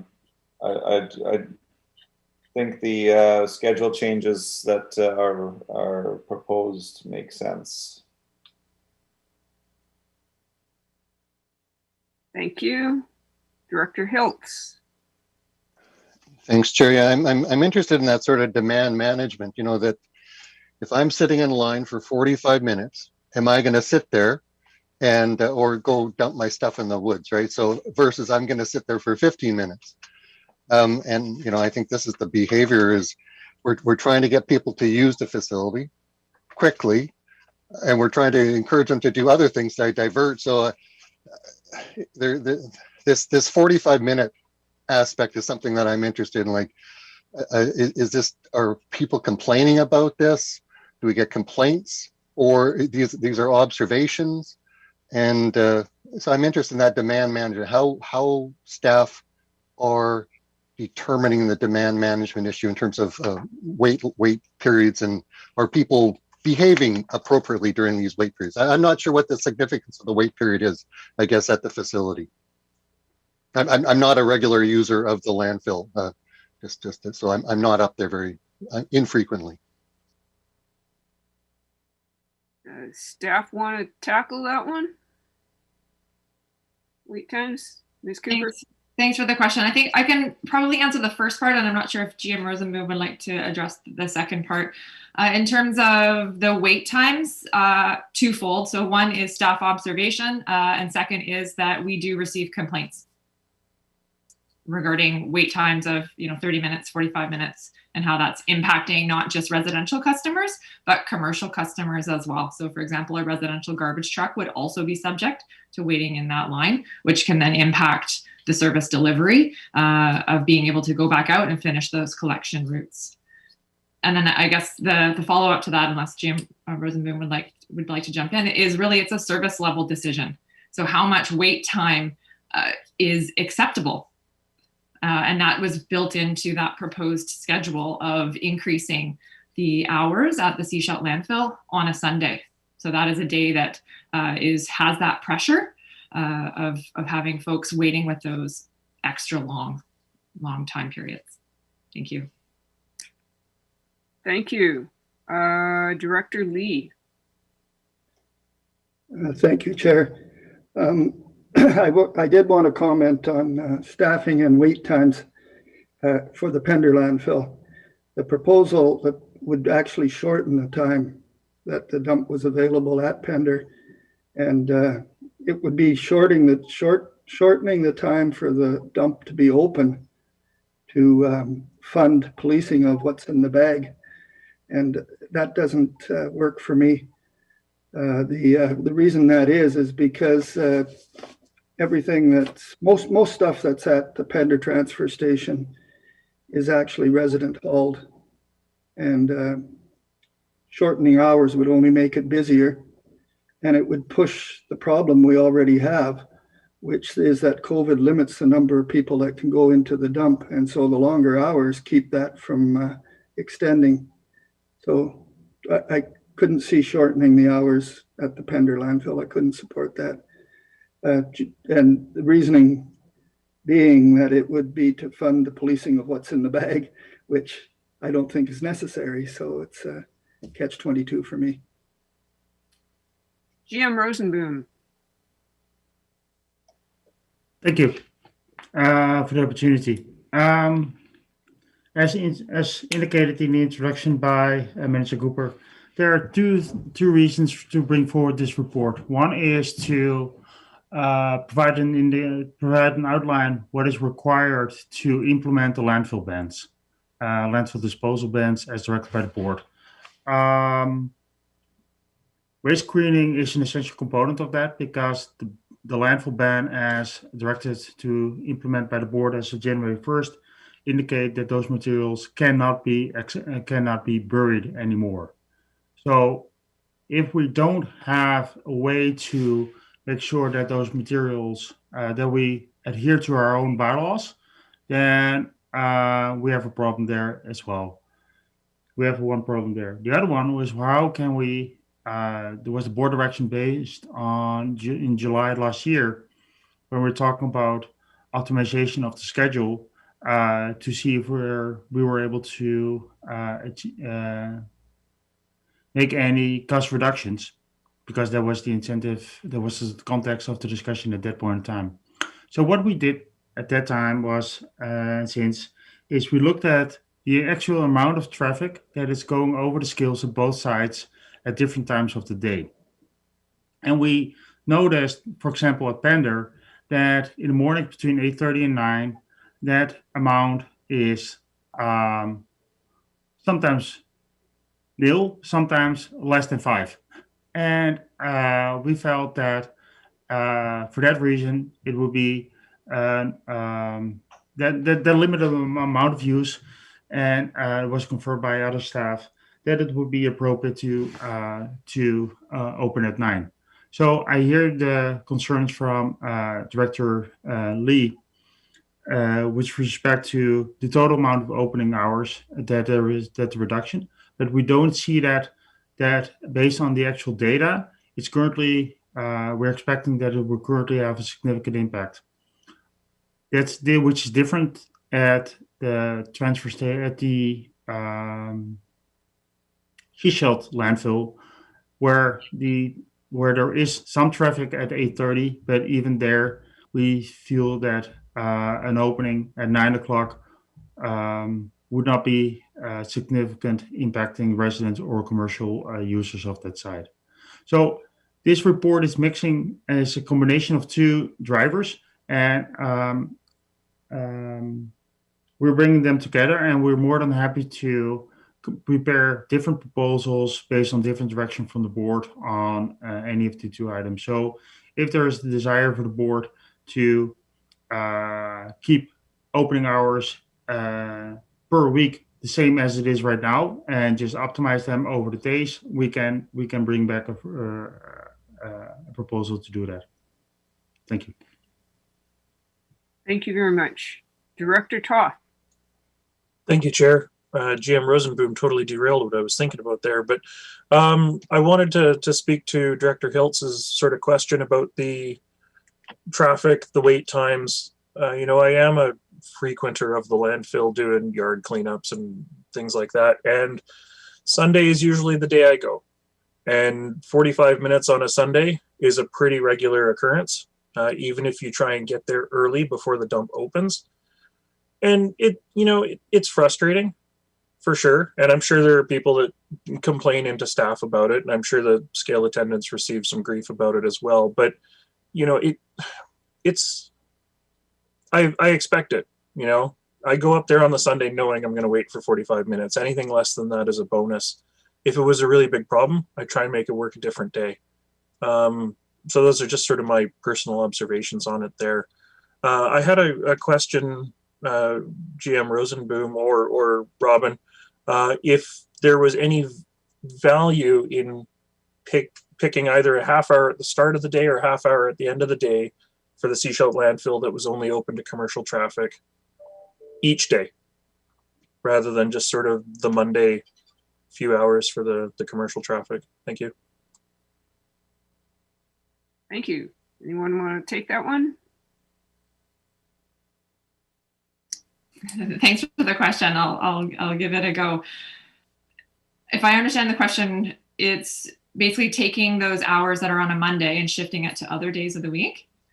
It's actually not apples to apples in that regards, because the trucks that come on Monday aren't curbside collection trucks. They are regular commercial trucks. So if there is a full closure on a Monday, there would just be a service adjustment and those loads would be picked up on a different day. The residential curbside garbage trucks don't come until much later, late in the morning, or even not until the afternoon after they've completed their route. So only in the off chance that a curbside collection vehicle finished at the end of the day really late would they hold on to that material, and then there would be an advantage of coming in early. Otherwise, we really don't have any indication that a 9 a.m. Start would be impactful, or negatively impactful rather. Thank you. I'm just going to ask a quick question, which is, landfill hours are largely an operational decision. So I take it the reason that we're looking at them right now is because they have a financial impact, not because we normally set the hours for the landfill. Right. Okay, Director Seegers. Thank you. Is it possible, I know we've only got one road going up there. Is it possible to have commercial trucks when they come through bypass the residential lineup and get in, do what they need to do and go out? Staff. I think traffic-wise, it would, Dusty Road would not be able to accommodate that, especially not given that if there's a lineup, let's say for half an hour, the road they would block the entire road. So unfortunately, the access road does not allow for it. And I think the site as well might be some challenge as well, but yeah, I think the access road would create some unsafe situations there. So just to throw something out, we're actually, depending, our AAP closes in a little over 2 weeks. We're going to be doing a lot of construction on that site, hopefully, coming forward, and there will be roadworks done. Maybe it's an opportunity to see some synergies here that would actually also assist the landfill. Just throwing it out there. No idea. Thank you. If we were BC Ferries, we'd put in a reservation system for your garbage. Director Lee. Sorry, I'm back on the Pender transfer station, but I'm quite a frequent user of it because most people in Pender self-deliver. And I'm concerned about the hours because we're closed Sunday and Tuesday. So Monday and Wednesday are always very heavy days. And if those numbers that I was quoted are 5.5 hours on the 8:30 to 9, that actually is the average for a whole day. That's 10 per hour, 80 in a day into the Pender transfer station. So I'm not convinced that it's actually a light time of the day.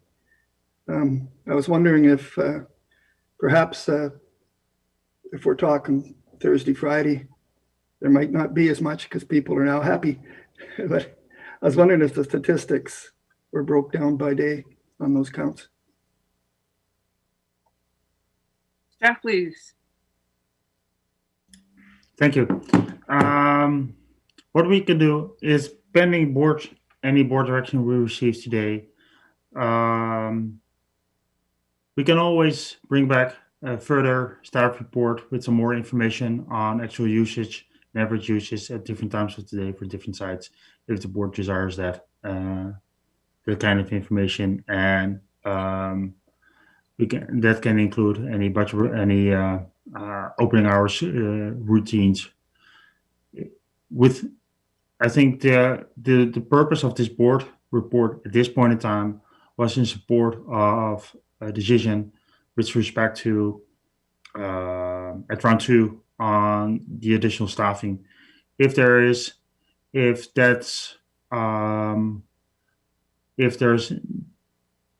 potential that is not supported, staff can easily bring back at any time any information about other schedules that could be considered as part of within our current FTE count. Thank you. Thank you. I'm just going to observe that the recommended or proposed hours for Seashell on page 24, table 4, actually make a lot of sense because we're losing half an hour off Tuesday through Saturday and adding a few hours on Sunday. And that seems like a very sensible shift to me to optimize customer service. So, you know, I'm actually supportive of that personally. So next up is Director Hiltz.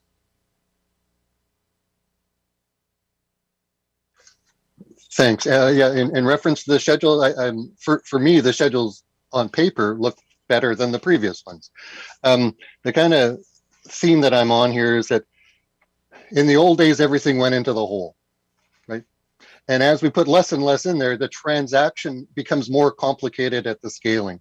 So this seems to be, and the risk, the big risk that I just remember this $75,000 penalty from the drywall that was, so without this site attendance, what is the risk that we're being exposed to in terms of the, what is the phrase, the quality of the stuff going in? There's a term of art that you're using, the vetting of the garbage, whatever that term is. If we don't do that, what becomes the risk that we're taking if we don't do that? If we don't do that, waste screening is the term of art that you're using. Less waste screening, what does that expose us to in terms of the risk? Because that was, in my recollection, that was the scary number. One pickup truck cost is 75 grand. Thank you for the question. Ms. Cooper might add something to me. I think the point is that the more waste we divert, everything still needs to go over the scale. So I agree with your suggestion that the more waste we redivert, all the waste still need to go over the scale, and there's more staff time associated with managing waste diversion than it is with only burying materials. And the gypsum, there's an ongoing risk with contaminated gypsum being accepted while we didn't want to, or being disposed of at the landfill, not accepted, but being disposed of at the landfill. And we recently improved our processes again to make sure that that risk is as minimum as possible. So that risk will continue, and the more staff we have at site to manage that process, the less likely is that we will have those financial risks again. With respect to the implementation of the landfill bans on landfill disposal bans on organics and recyclables, as of January 1st, there will be no financial risk associated with those because it's a self-imposed ban by the SRD. So if we are to not adhere to our own bylaw and accepting and allowing organics to be disposed of in the landfill, that's our goal. Okay. Thank you, Director Tice. Yeah, I just think that to hire somebody to do the screening before we do the education and before we see the results of how that education plans out, I think is, to me, putting the cart before the horse. So I think we need to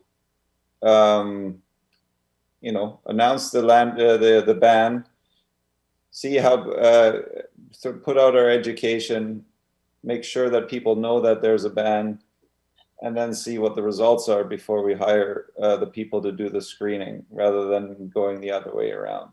That's just my thought.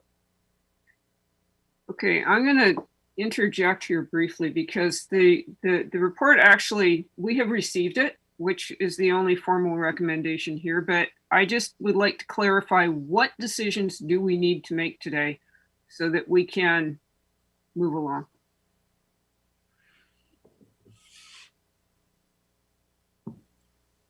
I think formally, no. I think formally there is no other decision to be made. Informally, the decision that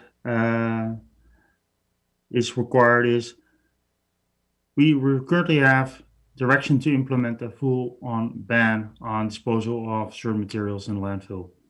If what I hear is more desire to first do increased outreach and education before we actually ban the materials. So from that perspective, I think we could work with our corporate officer to explore what kind of language can be used in a bylaw to say that we're banning something, but we're not enforcing it, or how, I'm not sure how we need to word that, because that's sentiment I'm getting at the moment from the board, and any direction on that item would be appreciated, because it would give us some clarity on what to prepare for, how to update bylaws, etc. And we can then include it in. And I think the next question for the board is there a desire to have a future board report with respect to schedules, opening hours within the current FTE, and or a slight modification to the schedule? Good. Thank you very much. Director Beamish. I think I don't get up to the Seashell landfill very often, so I don't know the answer to this before I ask it. But do we use cameras at all up there to at least give the sense that what people are taking in and pulling on the back of the truck is being monitored and could be tracked back to them? Does that have any value at all? Because some people will tend to, if they realize they're on camera, they're not going to unload a bunch of stuff that could be reviewed and identified back to them potentially. And I just wonder if we do that at all. Thank you. Staff.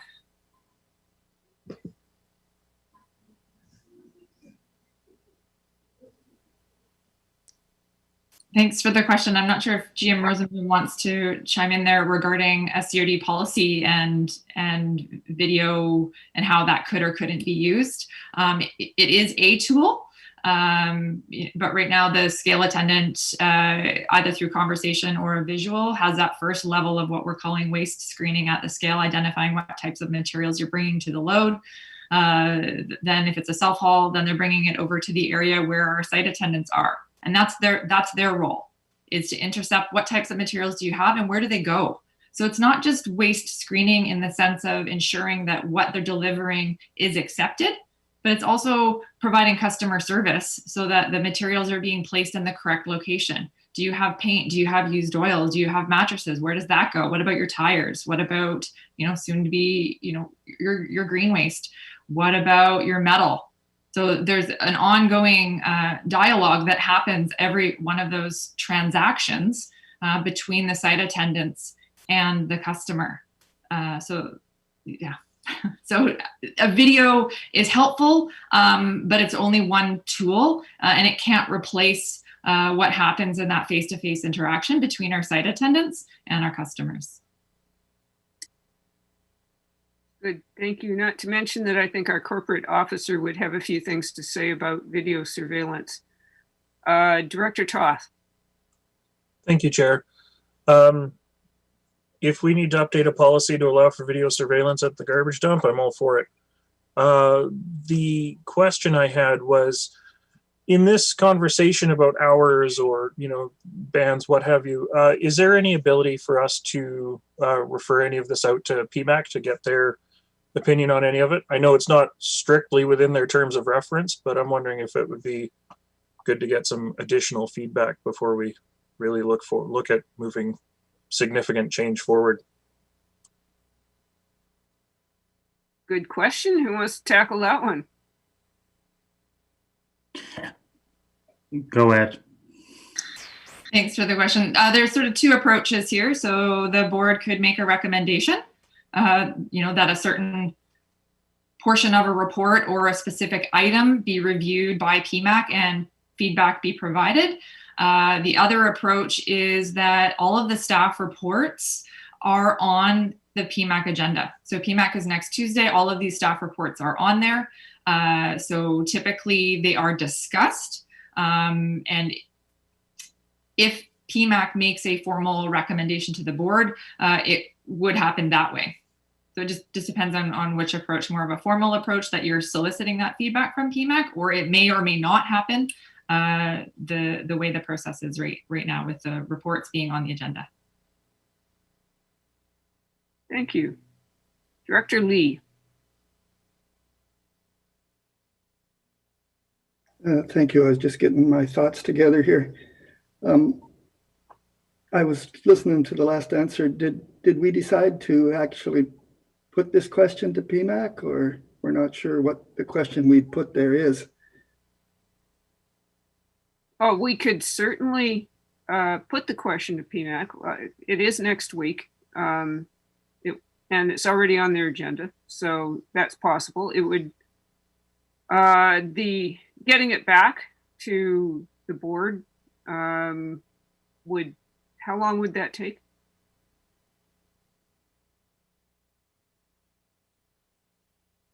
Cooper. Thanks for the question. To clarify, do you mean something from committee to board to PMAC to make the recommendation for PMAC to review, or do you mean PMAC back to board and then to committee? PMAC back, because I mean, I'm going to be at PMAC, so I can ask them to do it. This is not hard, but what's the reverse process going to take us? Yeah, thanks for the question. So the February PMAC minutes will be on the March Infrastructure Services Committee meeting, which is after round 2 budget, which is where the budget proposal for the FTE will be brought forward for deliberation. Okay, Director Lee. Now I got my question. I understood that answer now. You see, I'm not convinced policing of the bag contents by the yard staff is possible.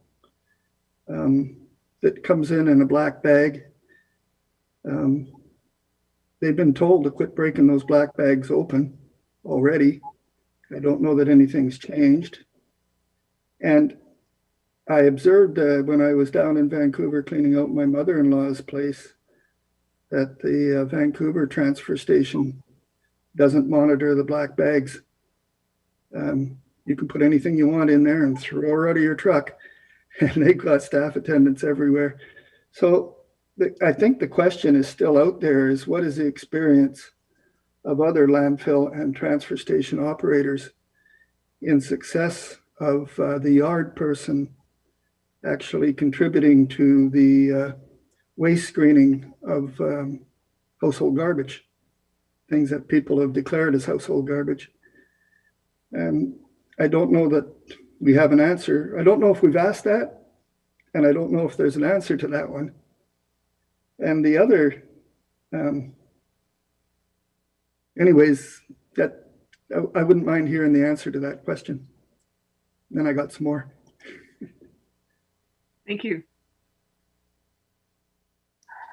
Thanks for the question. There's currently board direction to bring forward a report that basically conducts a jurisdictional scan that looks at how other local governments are enforcing a wide range of disposal bans, as well as that resolution included exploring how the use of a clear, transparent bag could assist those efforts. So that it's forthcoming. Thank you. Director Seegers, are you going to try and rescue us from the bog of solid waste, or do you have more questions? You're muted. It's on me now. Okay, cool. I have one question and a comment. Do we currently have, I'm assuming we have commercial customers that come Mondays.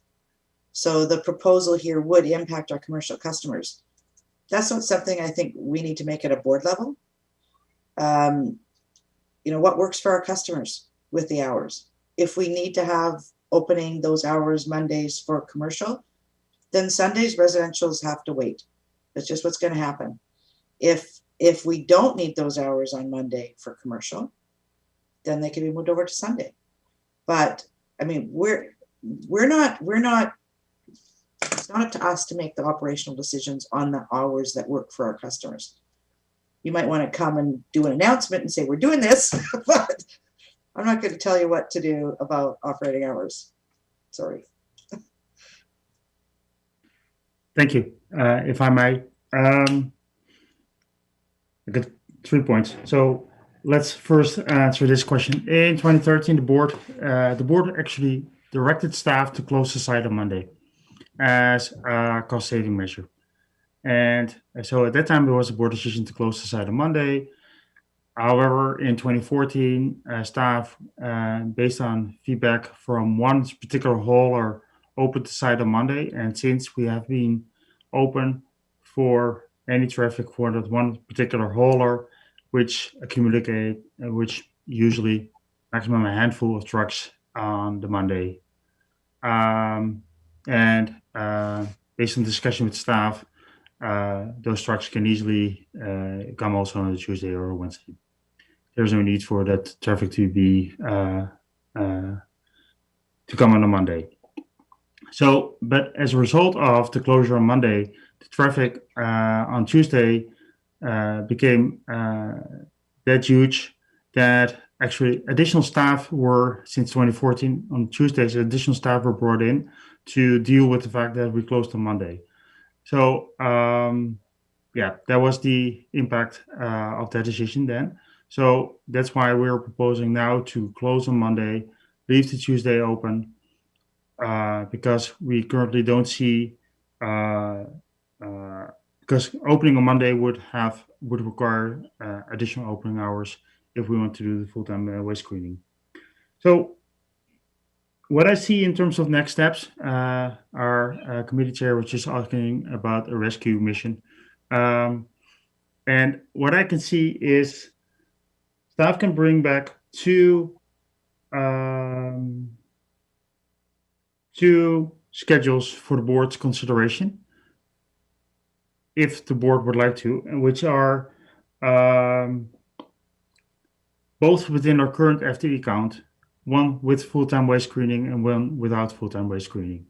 And because it's all a service level decision, because ultimately the amount of hours that to a certain degree, the amount of hours that a landfill is open is a service level decision. So that should be one that staff would like the board to make. If there's a desire from the staff, from the board to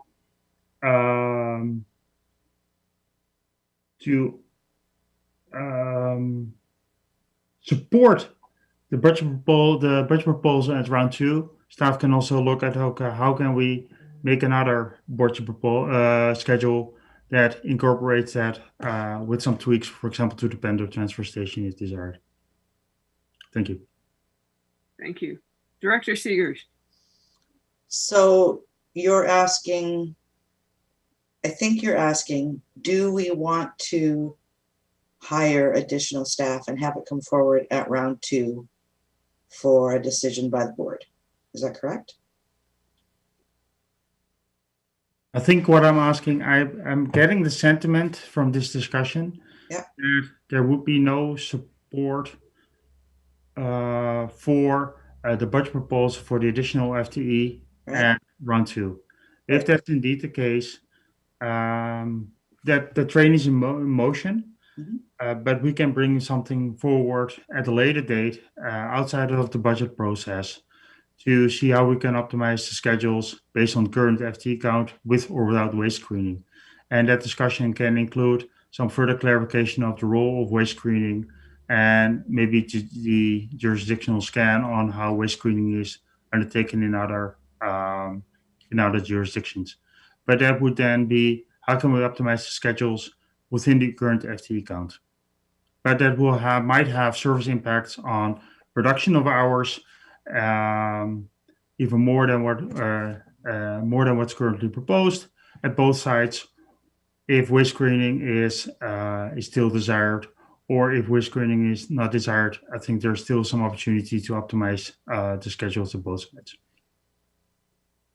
Okay, I'd make a recommendation that we move forward with same FTE count. We do not do waste screening, but we still move forward with the bylaw and potential fines should staff encounter products that are not to be disposed under the ban. So we're not actively going to go out and look for it, but if we see it, they'll get fined. That is a motion. Do I have That's a motion? Okay, that's seconded. Thank you. And just to clarify, we passed an increased FTE for the landfill in round 1, did we not? No, we didn't. Okay, good. It was moved to round 2, pending this information to be provided. Right.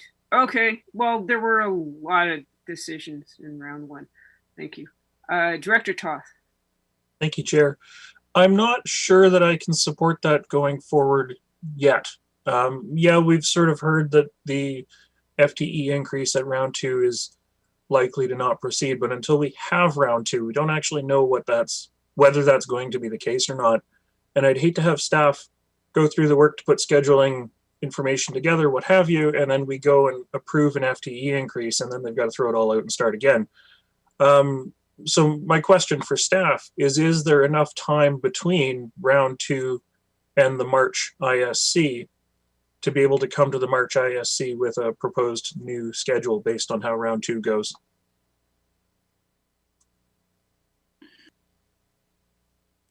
I think we got up maybe 24 hours or less.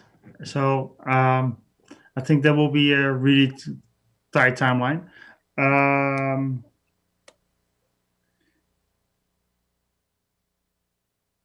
Maybe the recommendation is pending the outcome after the discussion on the budget proposal. Staff will bring forward the recommendation from Director Seegers.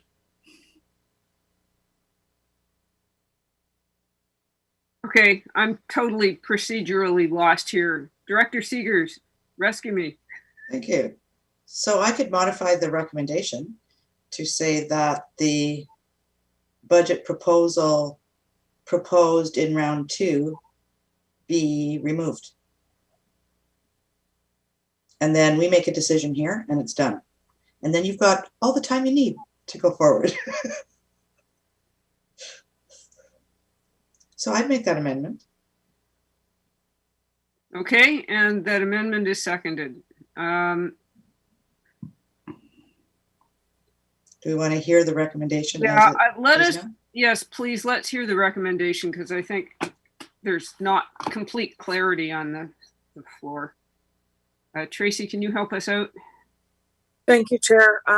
There's not complete clarity here either. I have that staff bring forward a report with the same FTE count and move forward with the bylaw amendments and potential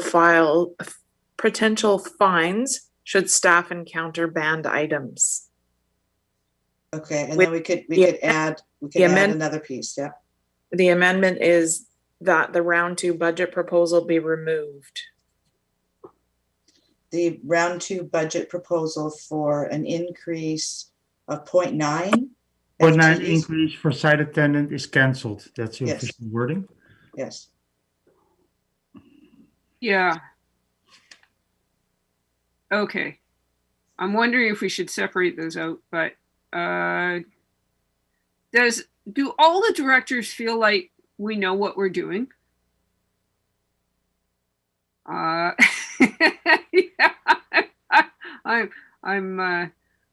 I'm sensing some uncertainty here. Director Pratt. I don't know if it's necessary to actually remove the round 2 budget item at this time because that'll be coming forward. This is the staff report in support of that.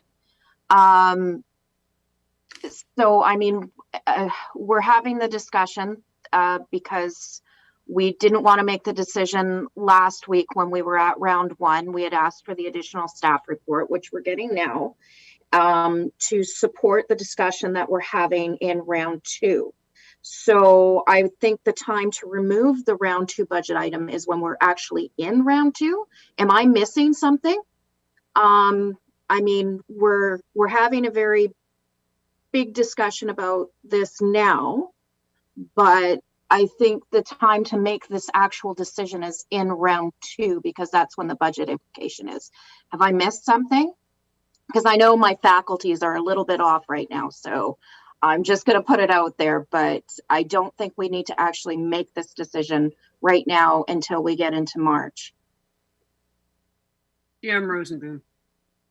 Just reminded that actually the minutes of round one are only adopted by the board this afternoon. So there's an opportunity there, because they cannot be removed yet because they're not, the minutes are not accepted yet. So this is a corporate officer question. But this afternoon, the minutes are only being adopted. So that might be another option. And I'm feeling like the reason that we have round two is to make the budget decisions there. And I really don't think we should be making them here. Procedurally, I think we're just confusing ourselves more than we are already confused. Director Seegers? Yeah, I'm okay with that. Take out the amendment to it. I'm fine with that. Director Toth, are you okay with that then? So the amendment is on the floor. We can defeat the amendment. So all in favor of the amendment on the floor? All opposed? All right, amendment defeated. We are back to the original motion. And I'm sorry, Tracy, could we get the original motion again? Oh, sorry, GM Rosenboom, your hand is up. Maybe it's better if Tracy reads out the motion that's currently on the floor, and then I can speak to that. Thank you. Great, thanks.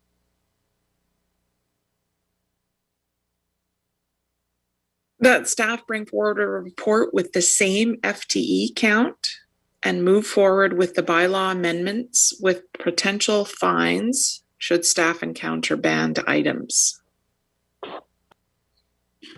My recommendation is that this recommendation is amended, that staff bring forward a schedule for opening hours of the Pender Arbor Transfer Station and Sheffield landfill within current FTE, and allow for the implementation of this landfill disposal bans. And that would leave out the piece about fines, because staff will then bring forward, as part of their report, more information about the technicalities of how we can do that by law, etc., etc. But that we continue to move forward with the implementation of the ban, and that we have further discussion as part of an implementation ban of how the implementation plan and the ratio between enforcement and education, etc., etc. That would be my suggestion. Thank you. Director Seegers, I'm just going to go over to you to see how you're feeling about that. Good. I'm okay, as long as the report will come back and also have potential fines for, yeah, that's fine. I'm okay with that then. All right. So then it could be, and that staff bring optimization of schedule within current FTE, and that the implementation plan for the landfill bans will be brought forward at the same time, so that they can be reviewed in conjunction with each other. Sounds good. That sounds good. Tracy, are you on top of that? She's going to get it from the recording. Okay. Exactly. Director Hilt. With the motion here, and my understanding, we'll make the round two decision at round two. For me, the piece that I will need to know is, if this budget proposal does not go forward, what are the consequences of that? in terms of, so is this schedule going to be of the 0 FTE be available at round 2? Is that what we're talking about, that staff will bring back a schedule that what 0 FTE, how that would affect the scheduling? Is that what we're talking about? So we'll know that if we do it this way, we get this. If we do it the other way, we get that. That's what I'm trying to understand is, are we going to have both pieces of information at round 2, 0 FTE or a 0.9 FTE? In terms of timing, staff won't be able to, we might be able to bring forward a schedule, but not an implementation plan with respect to the actual waste screening itself, how that would look like within that current FTE then. In terms of vital adjustments and the balance between education, etc. So it would still be that the board would make a decision based on a schedule without knowing actually how the bans will then be actually implemented, enforced, supported. Thank you. Director Pratt. Thank you, Chair McMahon. Also along the lines of timing, would this need to go to board today in order for staff to action this? And then my other question, I'm going to go back to putting this in front of PMAC for next week as well, before we get to seconding these amendments. It would help if it would go to board this afternoon, as that would allow it to be formally referred to PMAC. Otherwise, it would be formally PMAC a month later. Right. Are you proposing an amendment to the motion, Director Pratt? Well, what I'm proposing is, I think Director Seegers had made the motion as suggested by GM Rosenboom, and I'm suggesting seconding it and with that friendly amendment of taking it to board this afternoon so it can be referred to PMAC next week. Thank you. Okay, everybody seems to be happy with that. Have we beaten this to death? Are we ready to vote? Okay, I'm calling. I think we need to vote on the amendment first officially. Please, Chair. Okay. Sure. The amendment is to take it to board today. All in favor of the amendment? Okay, good. Now we're back to the motion on the floor. I'm calling the question. All in favor of the motion on the floor? Any opposed? Seeing none opposed, that passes. Thank you very much. I think we got bogged down there and I apologize. I think, I'm just going to say in general, I think that I sense a lack of understanding at the board level of how the whole waste screening process works. I think people are having trouble visualizing this and understanding, you know, what it looks like as you walk through the process at the landfill. Anyway, we need to move on. Sorry, my computer went to sleep. It got so tired of this. So next up is the results of the Seashell landfill biocover feasibility study. And over to Mr. Shea. Thank you, Chair. The purpose of this report is to summarize the results of the biocover feasibility study phase 1 and to discuss the benefits and risks of pursuing a biocover feasibility study phase 2 field study. Phase 1 concluded a biocover would provide technical and economic benefits to the SCRD and the community. Significant reductions to greenhouse gas emissions are also possible. Proceeding with option 1, conduct phase 2 study in 2021 is the recommended option, and phase 2 would involve a pilot study where a small portion of the landfill is covered with a biocover and monitored. Staff would be happy to answer any questions at this time. Okay, thank you. I noticed the recommendation 1 is not actually in the recommendation on page 28. Just observing, because we've already received the report. Director Seegers.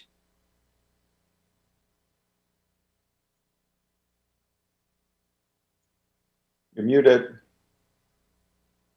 Sorry, I thought I did that already. On page 31, under option 1, there is a recommendation that a budget proposal to 2021 round 1 budget be prepared for consideration, and that it be approximately 150,000 with funding from taxation.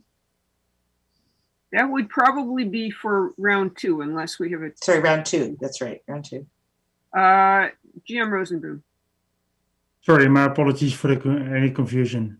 This report was initially drafted prior to round 1. So there is already a budget proposal brought forward at round for this value that has been referred to round 2 pending this information. For that reason, there is no further recommendation included in the recommendation to bring forward a budget proposal because it's already there. So again, just like the previous one, this one is just in support of the budget proposal that's currently on the table. So there is no actual decision required today if between option 1 and 2, because that decision will actually be made by the support of the budget proposal itself as round 2. Thank you. Thank you. Thank heavens we don't need to make another decision. Director Ties. Yeah, from what I understand, this we pay some money up front to make sure that this is a good option for us, but in the long run it will actually save us money and it will cut down on greenhouse gas emissions. So I think this is a very good news item, and I think that this money is worth spending. Correct me if I'm wrong. Okay, Director Ta. Thank you, Chair. Looking in the middle of page 29, talks about the District of Sechelt Dusty Road facility and needing to dispose of our biosolids that we've got, as well as the biosolids at the water treatment plant. So I'm excited that there's some collaboration here on how we can perhaps use one waste product to solve another problem here within our region. Given that this is coming back at round 2, that's fine. I don't need any sort of motions to the effect or anything like that, but I'm wondering if there's any opportunity for a cost share with the District of Sechelt on this particular project, because we've got a large budget request that's coming forward potentially this year for dealing with these solids. And if there's an opportunity for us to deal with them just a little bit up the hill instead, that could save the District of Sechelt a fair bit of money. So thank you. Great suggestion. Excellent. Director Hiltz. Yeah, the question I have is about getting the information within the next year or getting the information in 2 years. Is the benefit of the biocover will not happen until the whole landfill is covered, as I understand it. You have to cover the whole landfill, otherwise the methane squirts out other places, right? So so the need for the data now opposed to 2 or 3 years from now, like how much lead time would you have to implement this complete coverage? You know, it's a landfill problem, not a Sechelt lagoon solid waste problem. At this point, it's a landfill problem. So that's the question, the timing of the information to come through to effectively cover it in 2016, now or later. 2016? Sorry, 2026, the landfill coverage closing. Staff, was that clear? Yeah, thank you for the question, Chair. This feasibility study is specifically looking at the final closure area, not at the stage H+ area or the previously closed areas. So the biocover would, should it be deemed feasible and desirable by the board, would only be applied on that final closure area at the end of life of the landfill. So that's part of the scope of phase 2 would be determining how the biocover interfaces with the existing cover. The reason for the timeline and having this done in 2021 is that the DOCP, the decommissioning or the design, operation, and closure plan for the landfill is scheduled for an update in 2022. So this information would be timely in feeding into that process. Great. Thank you very much. That really was, Ms. Cooper. Thank you for that. And just to follow up on RAFs. So should we delay and receive this information in 2022 or in 2023, after we've completed our design and operations closure plan, which we are mandated to complete in early 2022, we would need to then redo the DOCP if we were to proceed with the BioCover, because that's not currently in the DOCP. So there's a synergy there from a budget standpoint to do this now. So should we want to proceed, we can include it in our 2022 update and only do it once. Super. Thank you. Jim Rosenboom. Yeah, thank you for the opportunity.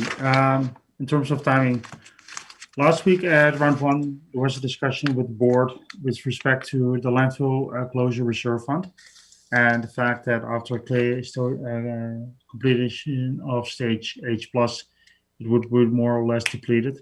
I think this confirmation of the feasibility study, if the board is interested in pursuing that, would also determine the amount of the end goal, how much money do we actually need to have in that fund in a couple of years. So it would also drive any decisions on amount of taxation collected for that in the years to come. Thank you.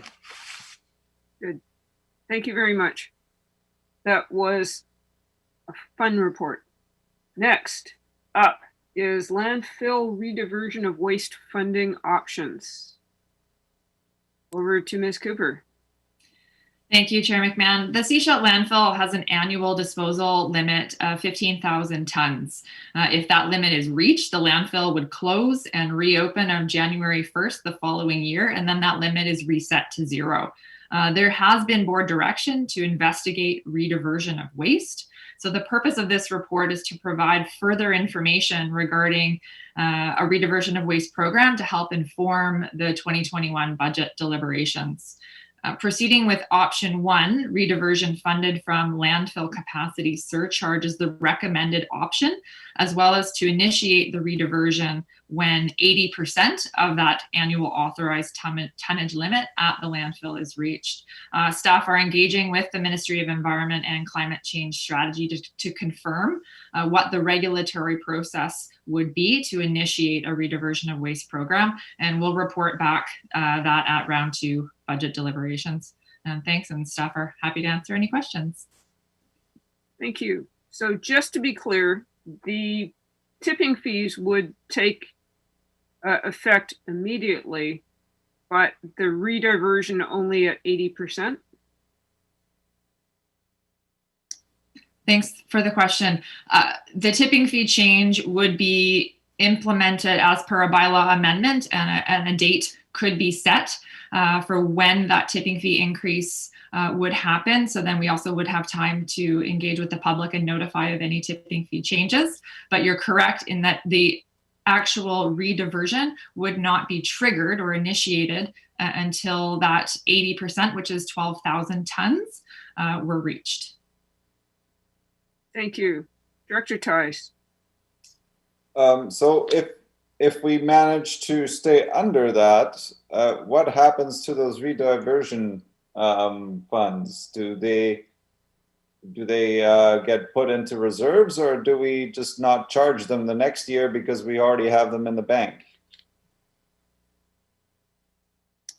Thanks for the question. So the surcharge would be built into the bylaw, so then that becomes the tipping fee.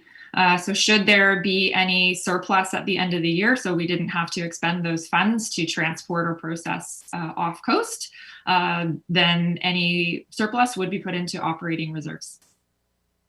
And then those tipping fees, those continue unless there's direction from the board to do a bylaw amendment to then change the tipping fees. And the only thing I can add to that is the landfill operating, it would be transferred to the landfill operating reserve, which has currently a balance of 0. Great reserve, very handy. Director Hiltz.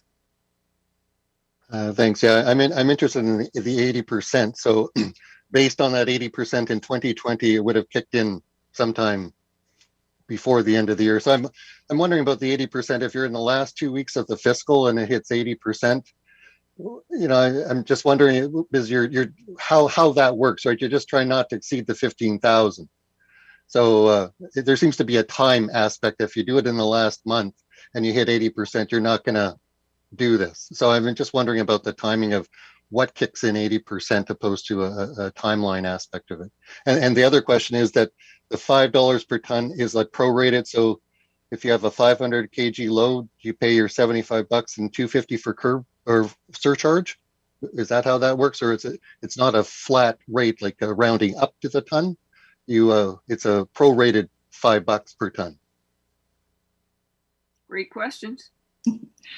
Great questions. In terms of the 80% versus the timing, you're correct. If we hit 80% and it's the second week in December, it's not an issue. So we wouldn't need to expend those additional funds. It really is to ensure that we don't exceed our annual authorized tonnage and have to close the landfill. So there is some discretion in that regard as to whether or not we would need to initiate it.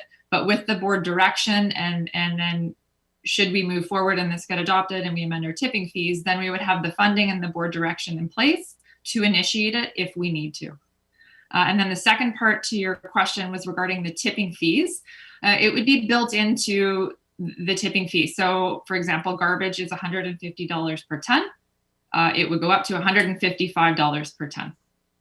So the way it's proposed in the report is any material that is landfilled, essentially the tipping fee would be raised by $5 per ton. And then as that material is weighed on the scale, obviously it's prorated based on the actual tonnage compared to the rate per ton.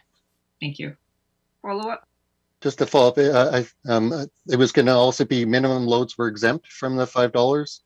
Was also in the report, if I remember.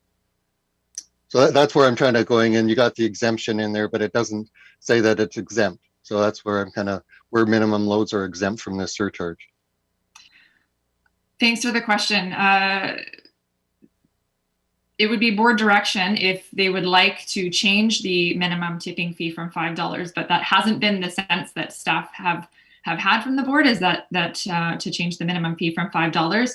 So really, if a load were over the kgs that would trigger more than $5 per load, that's when the full tipping fee, so if it's garbage, then $155 per ton would then get triggered. So not if it's less than the amount that would get triggered by the minimum load. But should the board desire to change our minimum fee from $5, then we could do so through that same bylaw amendment. Thank you. Director Seegers. Thank you. On page 91, it's got a list of summary of materials for consideration. And one of the ones is styrofoam. Styrofoam already is to be recycled, is it not? Or is this a special kind of styrofoam? Why are we taking it at the landfill? Yeah. Thanks for the question. It's primarily dock styrofoam that we're receiving. So styrofoam that's not accepted in the packaging and paper products residential recycling program. Okay. Thank you. And in addition to that, it's primarily styrofoam that we accept under the Good Samaritan program. Okay. And then one further question. On page 89, it says the 2020 disposal total was approximately 13,200 tons. In previous years, have we also gotten close to that limit, or was it just 2020? Thanks for the question. In 2019, it was over 13,500. Okay. Jim Rosenboom? Yeah, two things. One is in 2020, the tonnages were lower than in 2019, or a little bit lower. And we feel that is primarily the result of COVID, of the pandemic, lower economic activity. And we expect them to go up again in the years to come. Secondly, and this was triggered by the question from Director Hiltz about will rediversion be initiated at 80%, or can it be initiated when 80% is reached, and is it more an operational decision? And that triggered me to review the recommendations as listed on page 89 of the package. And I suggest to amend the third recommendation, and that if the board wants to move any of them, If the recommended rediversion is implemented, the rediversion of materials could be initiated with 80%. Thank you. Or maybe. Yes, Or that maybe, was yeah. actually going to be my suggestion as well. Yeah. Yeah. Leaves it open. Thank you. Director Lee.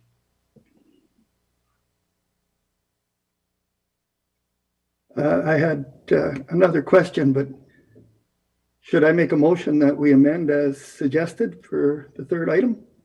I'll do that first. I'll do that now. Seconder? Okay, so I think what we have there is an amended motion on the floor. Would that be? Well, he's moving the recommendations, but making a small amendment to them as moving. Right. Thank you. Lovely.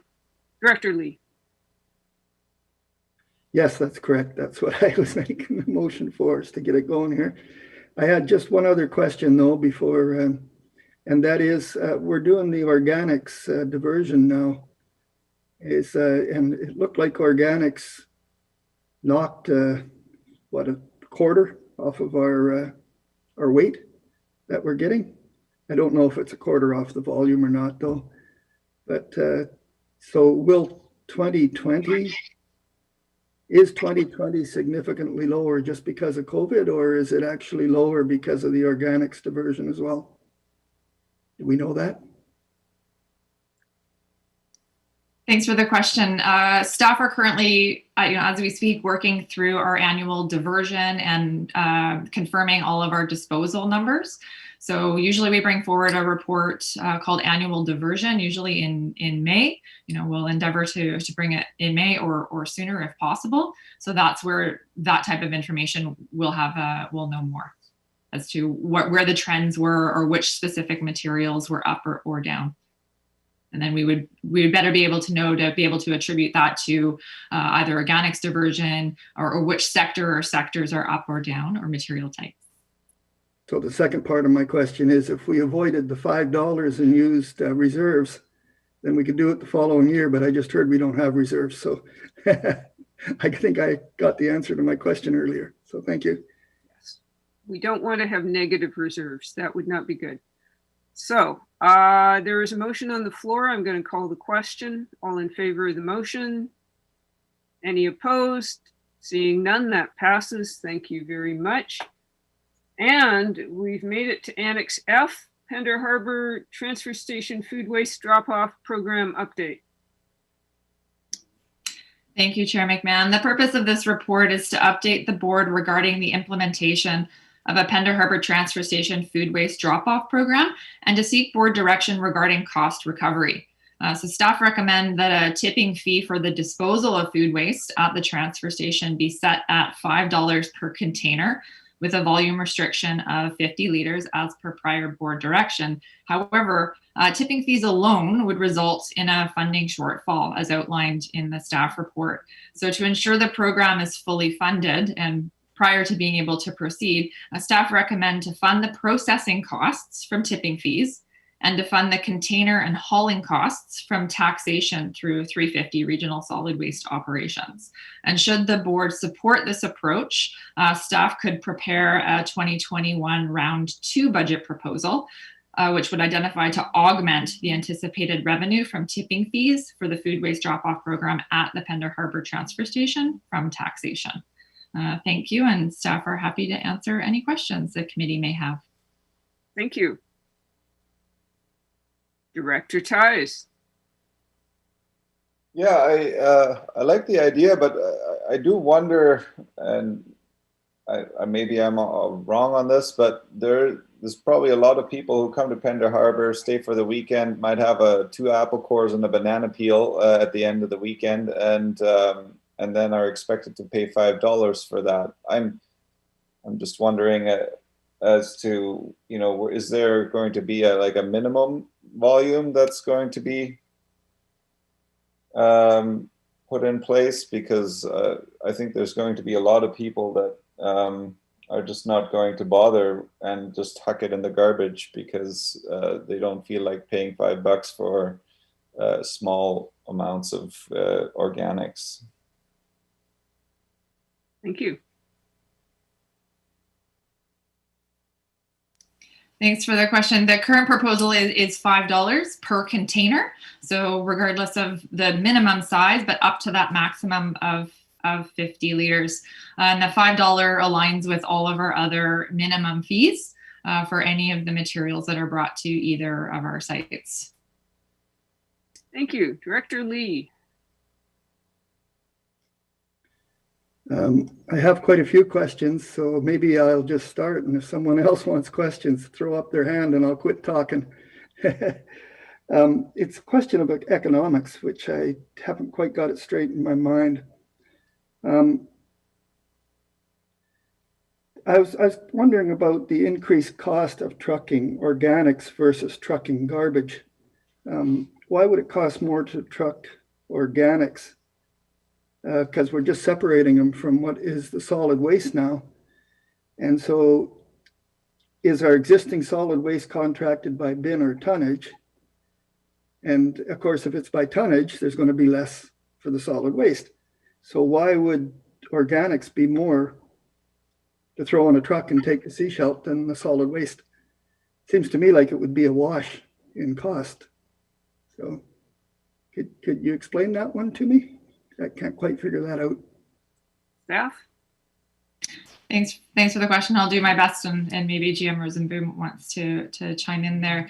So for the food waste, we went out to a tender process and basically said we have the Pender Harbor transfer station. We'd like to collect food waste, and we would like to have it separated out in some sort of a container and composted. So the pricing that was received is what's prepared and brought forward into the staff report.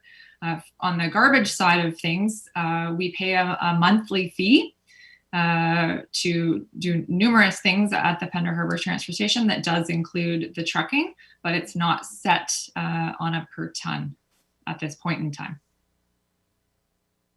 That answered that part. And then I was wondering about the economics of dollars saved by not using landfill space versus taking it to shale soils. And they call it landfill, but they turn it into dirt, I guess. Are we saving money on that end of it by taking the organics and to shale soils rather than putting it into the landfill? Thanks for the question. Yes, the tipping fee or processing fee that the SCRD pays for food waste or green waste is much lower than the tipping fee for garbage. Aha. Okay. And my last question, before I got another suggestion, is my understanding is that we don't have an exemption for organics curbside pickup in the other regional districts. Does it pay for itself, the organics, including the shale soils, extra costs or maybe less costs component? Is it a self-funding picking up organics? Thanks for the question. Just to clarify, you're asking how is the curbside collection service funded? Yes, for organics. So it's funded through our function 355, and it's funded from user fees. So there's an annual user fee that each household is charged, and that funds the collection of garbage, the disposal of the garbage, the collection of the food waste, and the composting of the food waste, as well as sort of other components of providing that service. All on the tipping fees side. Yeah. User fees through our utility billing. Yeah. And it's 100% cost of recovery. So that's why we designed this program also to be 100% cost recovery. Yes. See, I think that the residents will bring in their organics with their garbage. So if we were to simply have the standard per ton fee apply to garbage and organics, it would make everything quite simple. It would solve the problem about someone having a handful of organics and hiding it in the garbage when they could just wander over when they get to the Pender landfill. And I don't know for sure what they're going to throw it in, if it's a bucket or a waterproof bin, but and that would solve the minimum problem. And it would solve what we don't have to weigh twice. And that seems like a pretty good way of doing things to me. I was wondering what your thoughts are on that. May I clarify then? May I clarify your proposal then? What will be then the tipping fee for the organics that being brought in? Well, it was going in the garbage now, and we charge 150 a ton, right? So when I come with my 2 bags of garbage and a bucket full of organics, I just weigh and pay the whatever over the $5. And I go, I usually don't bother even coming back to weigh metals if I have it. I just go where I need to go and throw it out. So I believe it would just simply be the $150. Well, 155 now, soon to be. I think thinking about your question, given that on garbage there is also the minimum fee of $5, I think the revenue collected through that mechanism would be higher than the current proposal, because the current proposal is you pay $5 as a flat rate, regardless how up to 50 liters. But that's already a direction we received earlier. So having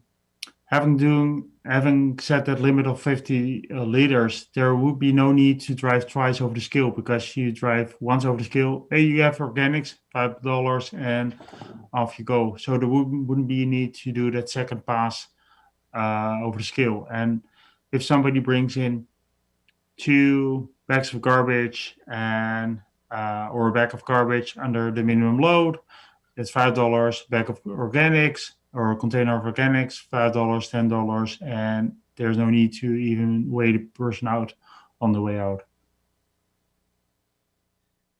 I kind of like the other one though, so that because people aren't going to typically because they self-deliver there, they don't keep their garbage that long, and the organics is the smelly part if you try to keep it. So it would seem like if you just had one charge, it would simplify the whole thing and people would just go for it. But I think this is I'm wondering if we can move this conversation offline about the actual operations of what's the most efficient way to do this. We are, yeah. Any suggestions here? Because we do need to move around along. Sorry, Director Toth. Real quick, are we of $5 rather than looking at 5 for half a bag of garbage and 5 for 2 apple cores? Could we just set a combined minimum charge?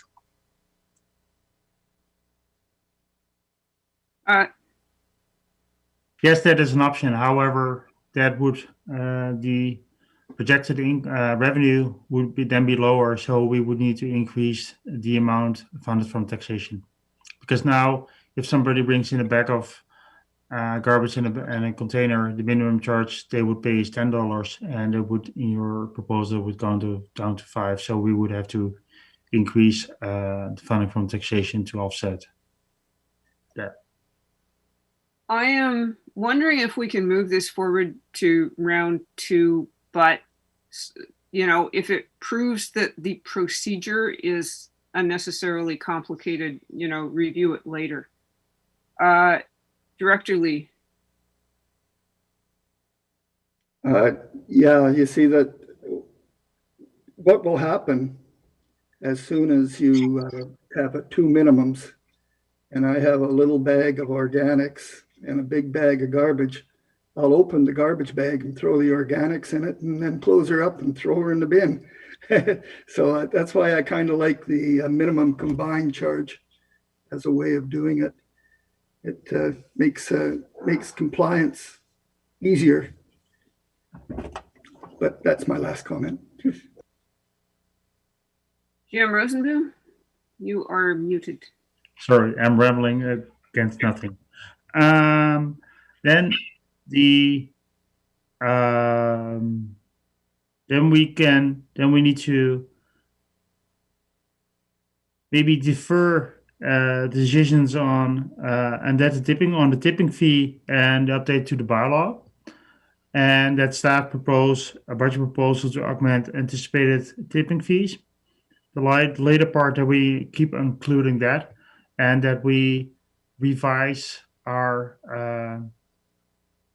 anticipated taxation, the actually anticipated taxation amount based on an approach suggested by Director Lee and presented at the round 2 budget, but at least that there is a budget proposal that we have the direction to prepare that budget proposal to augment any offset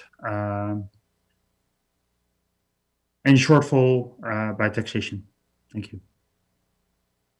Director Seegers. So what you're suggesting is that we make a recommendation that the staff prepare a 2021 round 2 budget proposal to augment the anticipated revenue from tipping fees for the food waste drop-off program at the Pender Harbor Transfer Station from taxation collected through 350 solid waste operations. Reflecting, do you want the reflecting potential? You don't need that stuff, the rest of it about the joint fee thing? You'll just take it away? We'll just take it away. What we can do Perfect. is we can present 2 options in the budget proposal, and then the board can decide at that time. Perfect. Thank you. Do we have a seconder? Yay, we have a seconder. All right, I think we've discussed this to death, so I'm calling the question. All in favor of the motion on the floor? Any opposed? Seeing none opposed, that passes. Thank you very much. We have made it all the way to, just a minute, I gotta, the eco fees reserve was moved. Contract update, truck driver and bin rental at Seashalt Landfill. Director Seegers. I'll make the recommendations on page 111. Seconder, I see that seconded. Okay, any further discussion on this one?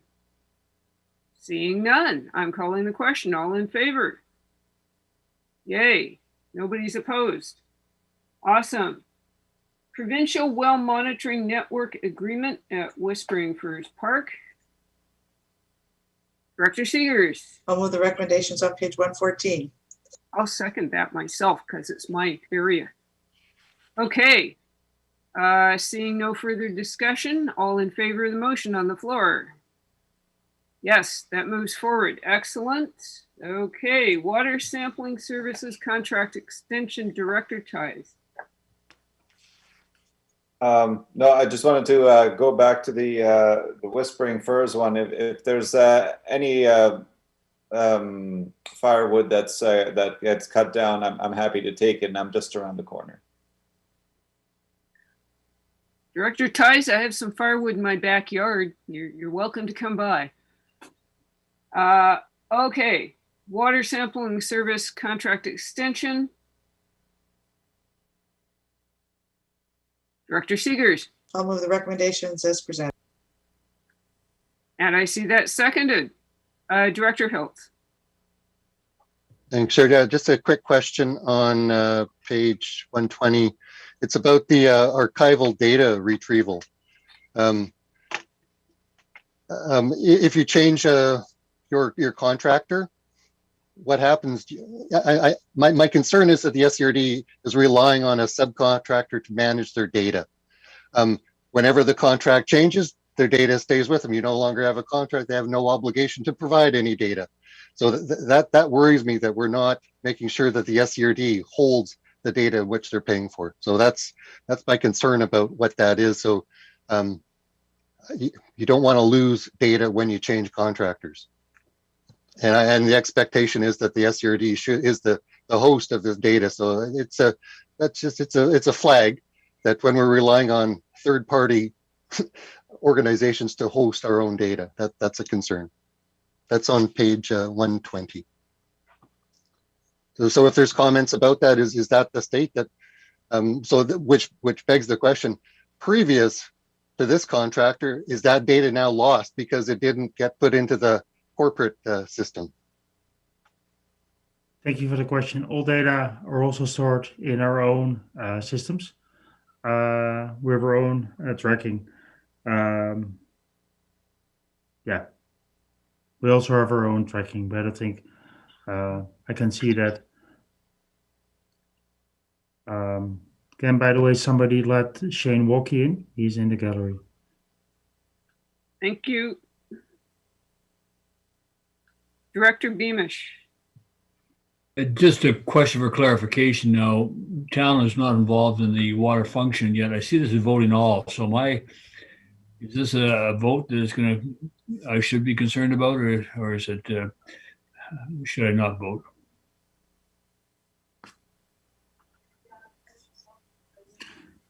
Thank you for the question. I think the reason why it's voting all is because of solid waste.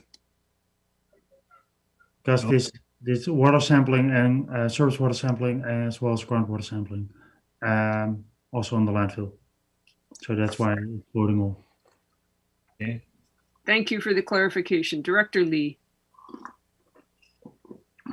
Thank you, Chair. It's just a curiosity question. Do we test any of our water? Like, do we test the chlorine regular and this is just for the pathogens, or does all of our samples end up with being tested by this company? Thank you for the question. So there's a variety of ways that we sample the water. We do in-house sampling. So at our water treatment plants, we do testing that's required to do the water treatment. We also do testing for Vancouver Coastal Health, which is the coliforms and the total coliforms and E. coli, and that's managed through Vancouver Coastal Health. But we also, through this testing as part of this proposal, we do potability, which includes all the basics of pH, turbidity, that type of thing, but also metals and a number of items that meet Canadian drinking water guidelines. And we also sample for things like trihalomethanes and haloacidic acids, which are disinfection byproduct results that we need to monitor for. So there's a variety for water, and for wastewater. As part of our sampling, we do BODs, biological oxygen demand, and total suspended solids. And for the landfill, it's pH, dissolved oxygen, metals, nitrogen, ammonia, and many other things. Thank you. I was always curious about that. And there's a lot of sampling and a lot of data, and it can all be all of the water and wastewater results can be seen on our website if you're interested. Oh, good. Thank you. Great. Director Ties.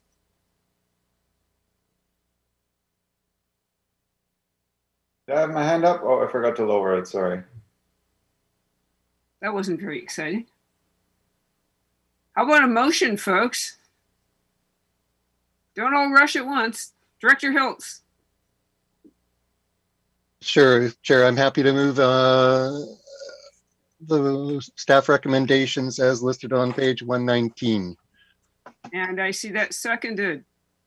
Excellent. Any further discussion? Director Ties. I just want to clarify that this will all be paid for by the wastewater services. Is that correct? The wastewater sampling will be paid by the wastewater services. The water is paid for by its service areas, and the landfill pays its own. Okay, thank you very much. I'm going to call the question. All in favor of the motion? Any opposed? That passes. Excellent. With Remco. You're muted. Well, I very much appreciate the support for the recommendation with respect to the Whispering Fir well. It went so fast that I skipped my own note that I were to ask the board to see if they would be supportive of moving the recommendation to this afternoon's board meeting. Thank you. Yes, I see a motion. I see a seconder. Okay, all in favor? All right, that goes to the board this afternoon. Thanks for catching that. You gotta just keep up, Remco. Yeah, we have two speeds around here, fast ahead or dead slow. So, okay. Next is PMAC minutes. Sorry, transportation advisory first, I believe. Sorry, I'm having a First PMAC, then TAC, and then WASAC. yeah. PMAC first. Okay, thanks. PMAC.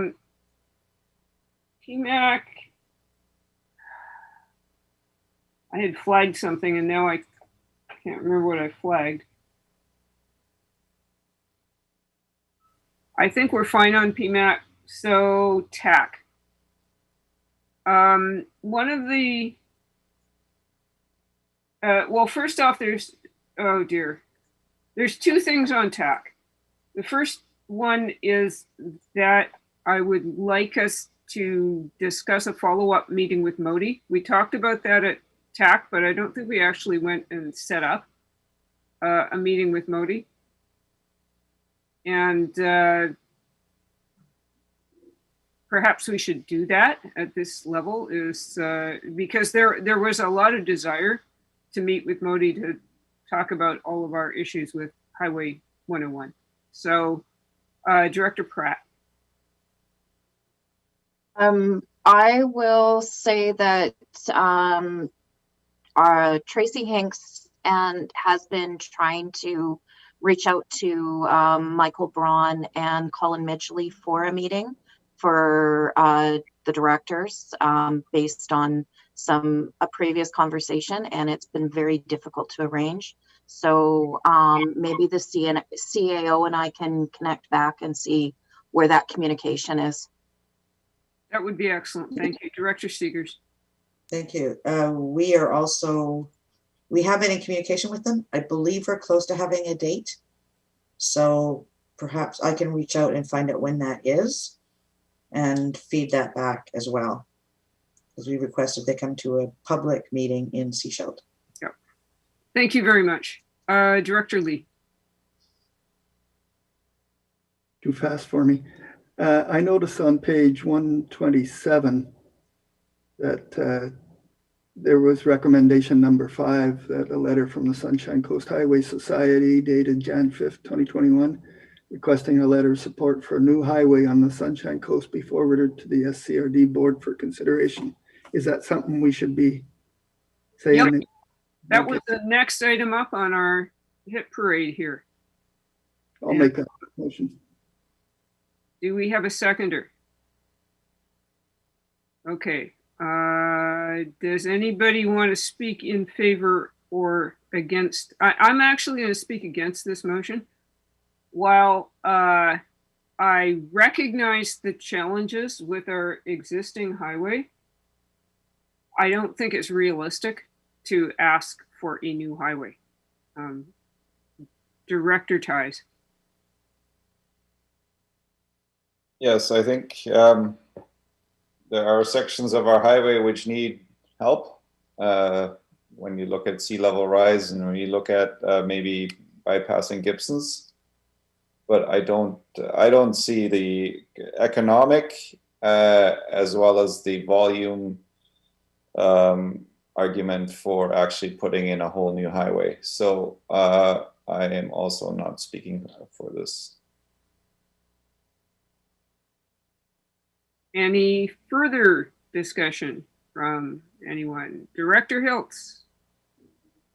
Yeah, I'm in the, what is a new highway anyways? The lack of kind of detail about a new section of highway, a 4-lane highway, and there's all the regional growth strategy. I don't think I'm in position to say that, in 5 years we need a new highway or in 20 years we need a highway. So I don't think I support the society promoting their point of view, but in terms of the corporation supporting it without some context around what that means, it doesn't seem to move the whole process of highway safety we're trying to achieve through the corridor study and everything else. So it doesn't seem to fit in my mind right now. Thank you. Director Toth. Thank you, Chair.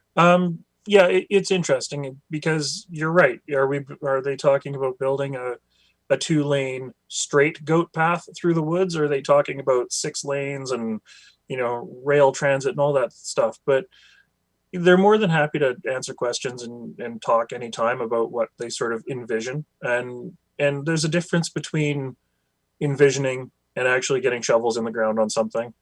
And I think it's an easy thing for us to suggest. We all know we've got problems with our highway, whether it's residents getting killed trying to cross the highway from a bus stop, or whether it's, the congestion through Selma Park Davis Bay, or the fact that we don't have an alternate route to get over Chapman Creek. And so I think this is an easy way for us to support the work that others in our community are doing without us having to expend that effort, that energy to try and get our problems solved. Director Beamish. Yeah, just briefly, I will support this. Our council supports this. The detail is lacking, definitely, but 5 years down the road, we're increasing our population by 5% every 5 years, and we need to think forward. So that I will support this. Director Hiltz. Yeah, it's this phrase, managing expectations, that starts becoming a refrain about if we say this, how much effort are we going to put into it in the advocacy? So that's a letter of support without kind of resources behind it. I don't think it helps. So it's the managing expectations aspect. If there was something in there to manage the expectations, yeah, I could go with it, but not the way it is. Thank you. Director Seegers. Our council supported this, and my understanding is since they've actually been in touch with the Minister of Transportation and Infrastructure, there's been an election and a new member put in place, like a new minister put in place. And they wanted to go forward to the minister saying, this is an issue on the Sunshine Coast. We want to make you aware of it, bring it to your attention, and are looking for us to just say, yes, we support that something needs to be looked at. So I think that's why it's more generic at this point. They weren't happy. They were with us at the transportation meeting, and they were not happy with some of the proposals put forward and feel that we need more. And they want us to stand with them and say, we need more. So I will definitely support moving this forward, even though it doesn't have specifics at this point. I think those need to be worked out. Director Tice. Yeah, I don't I don't disagree that our highway does need work, but I think the way that this organization is going about it is wrong. I think they put together a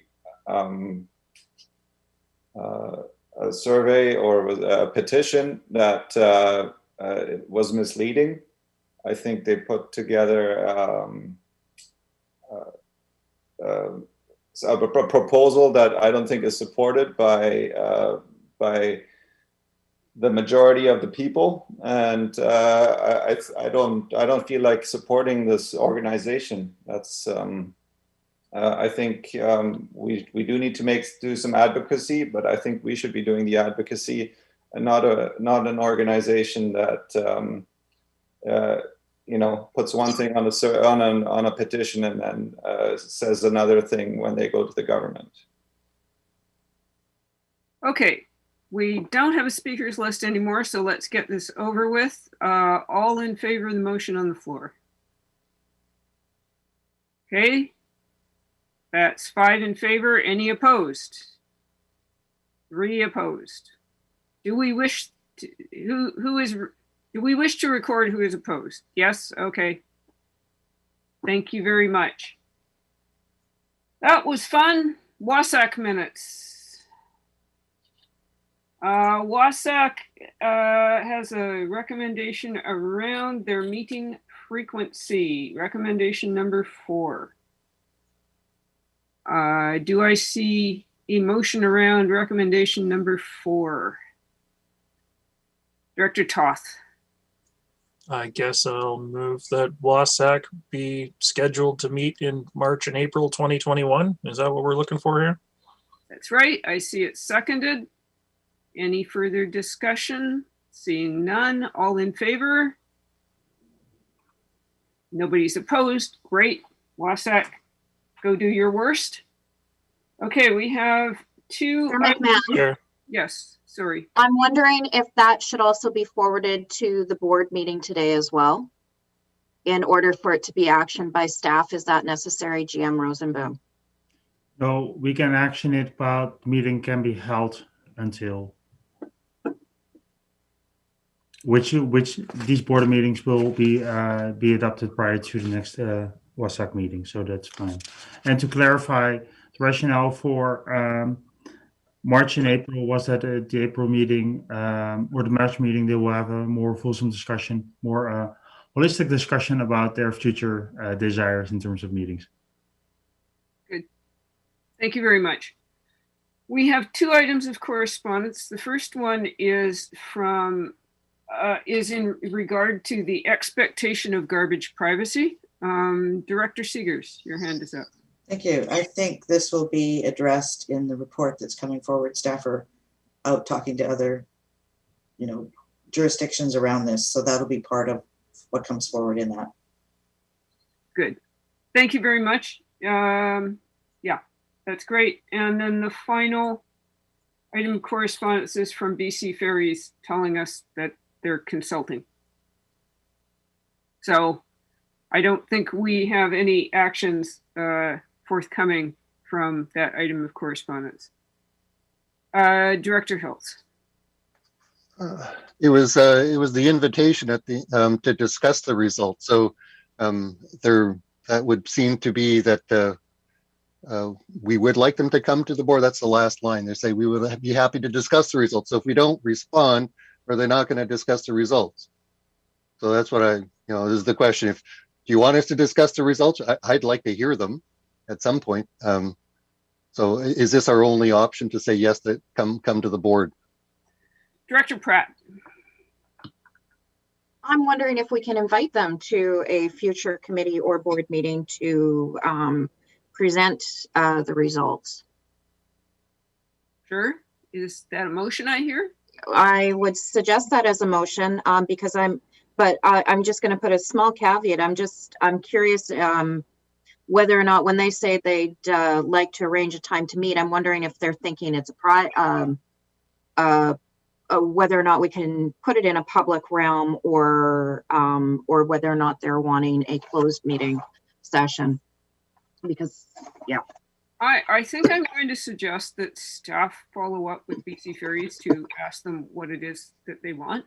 We would love to meet with them. There's nothing that people like to talk more about than ferries on the Sunshine Coast. Other than the weather.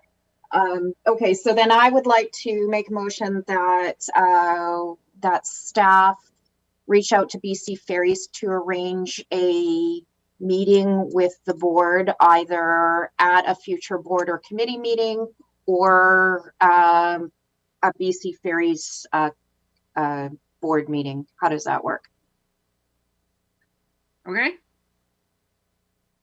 Do I see a seconder? I see a seconder. All right. All in favor? Super. We have reached the end of our agenda. Thank heavens. We do not have an in-camera agenda today. So I'm going to ask for a motion to adjourn and then take public questions. I see a motion to adjourn. All in favor? Yay, we're adjourned. And are there any questions from the brave two remaining in the gallery?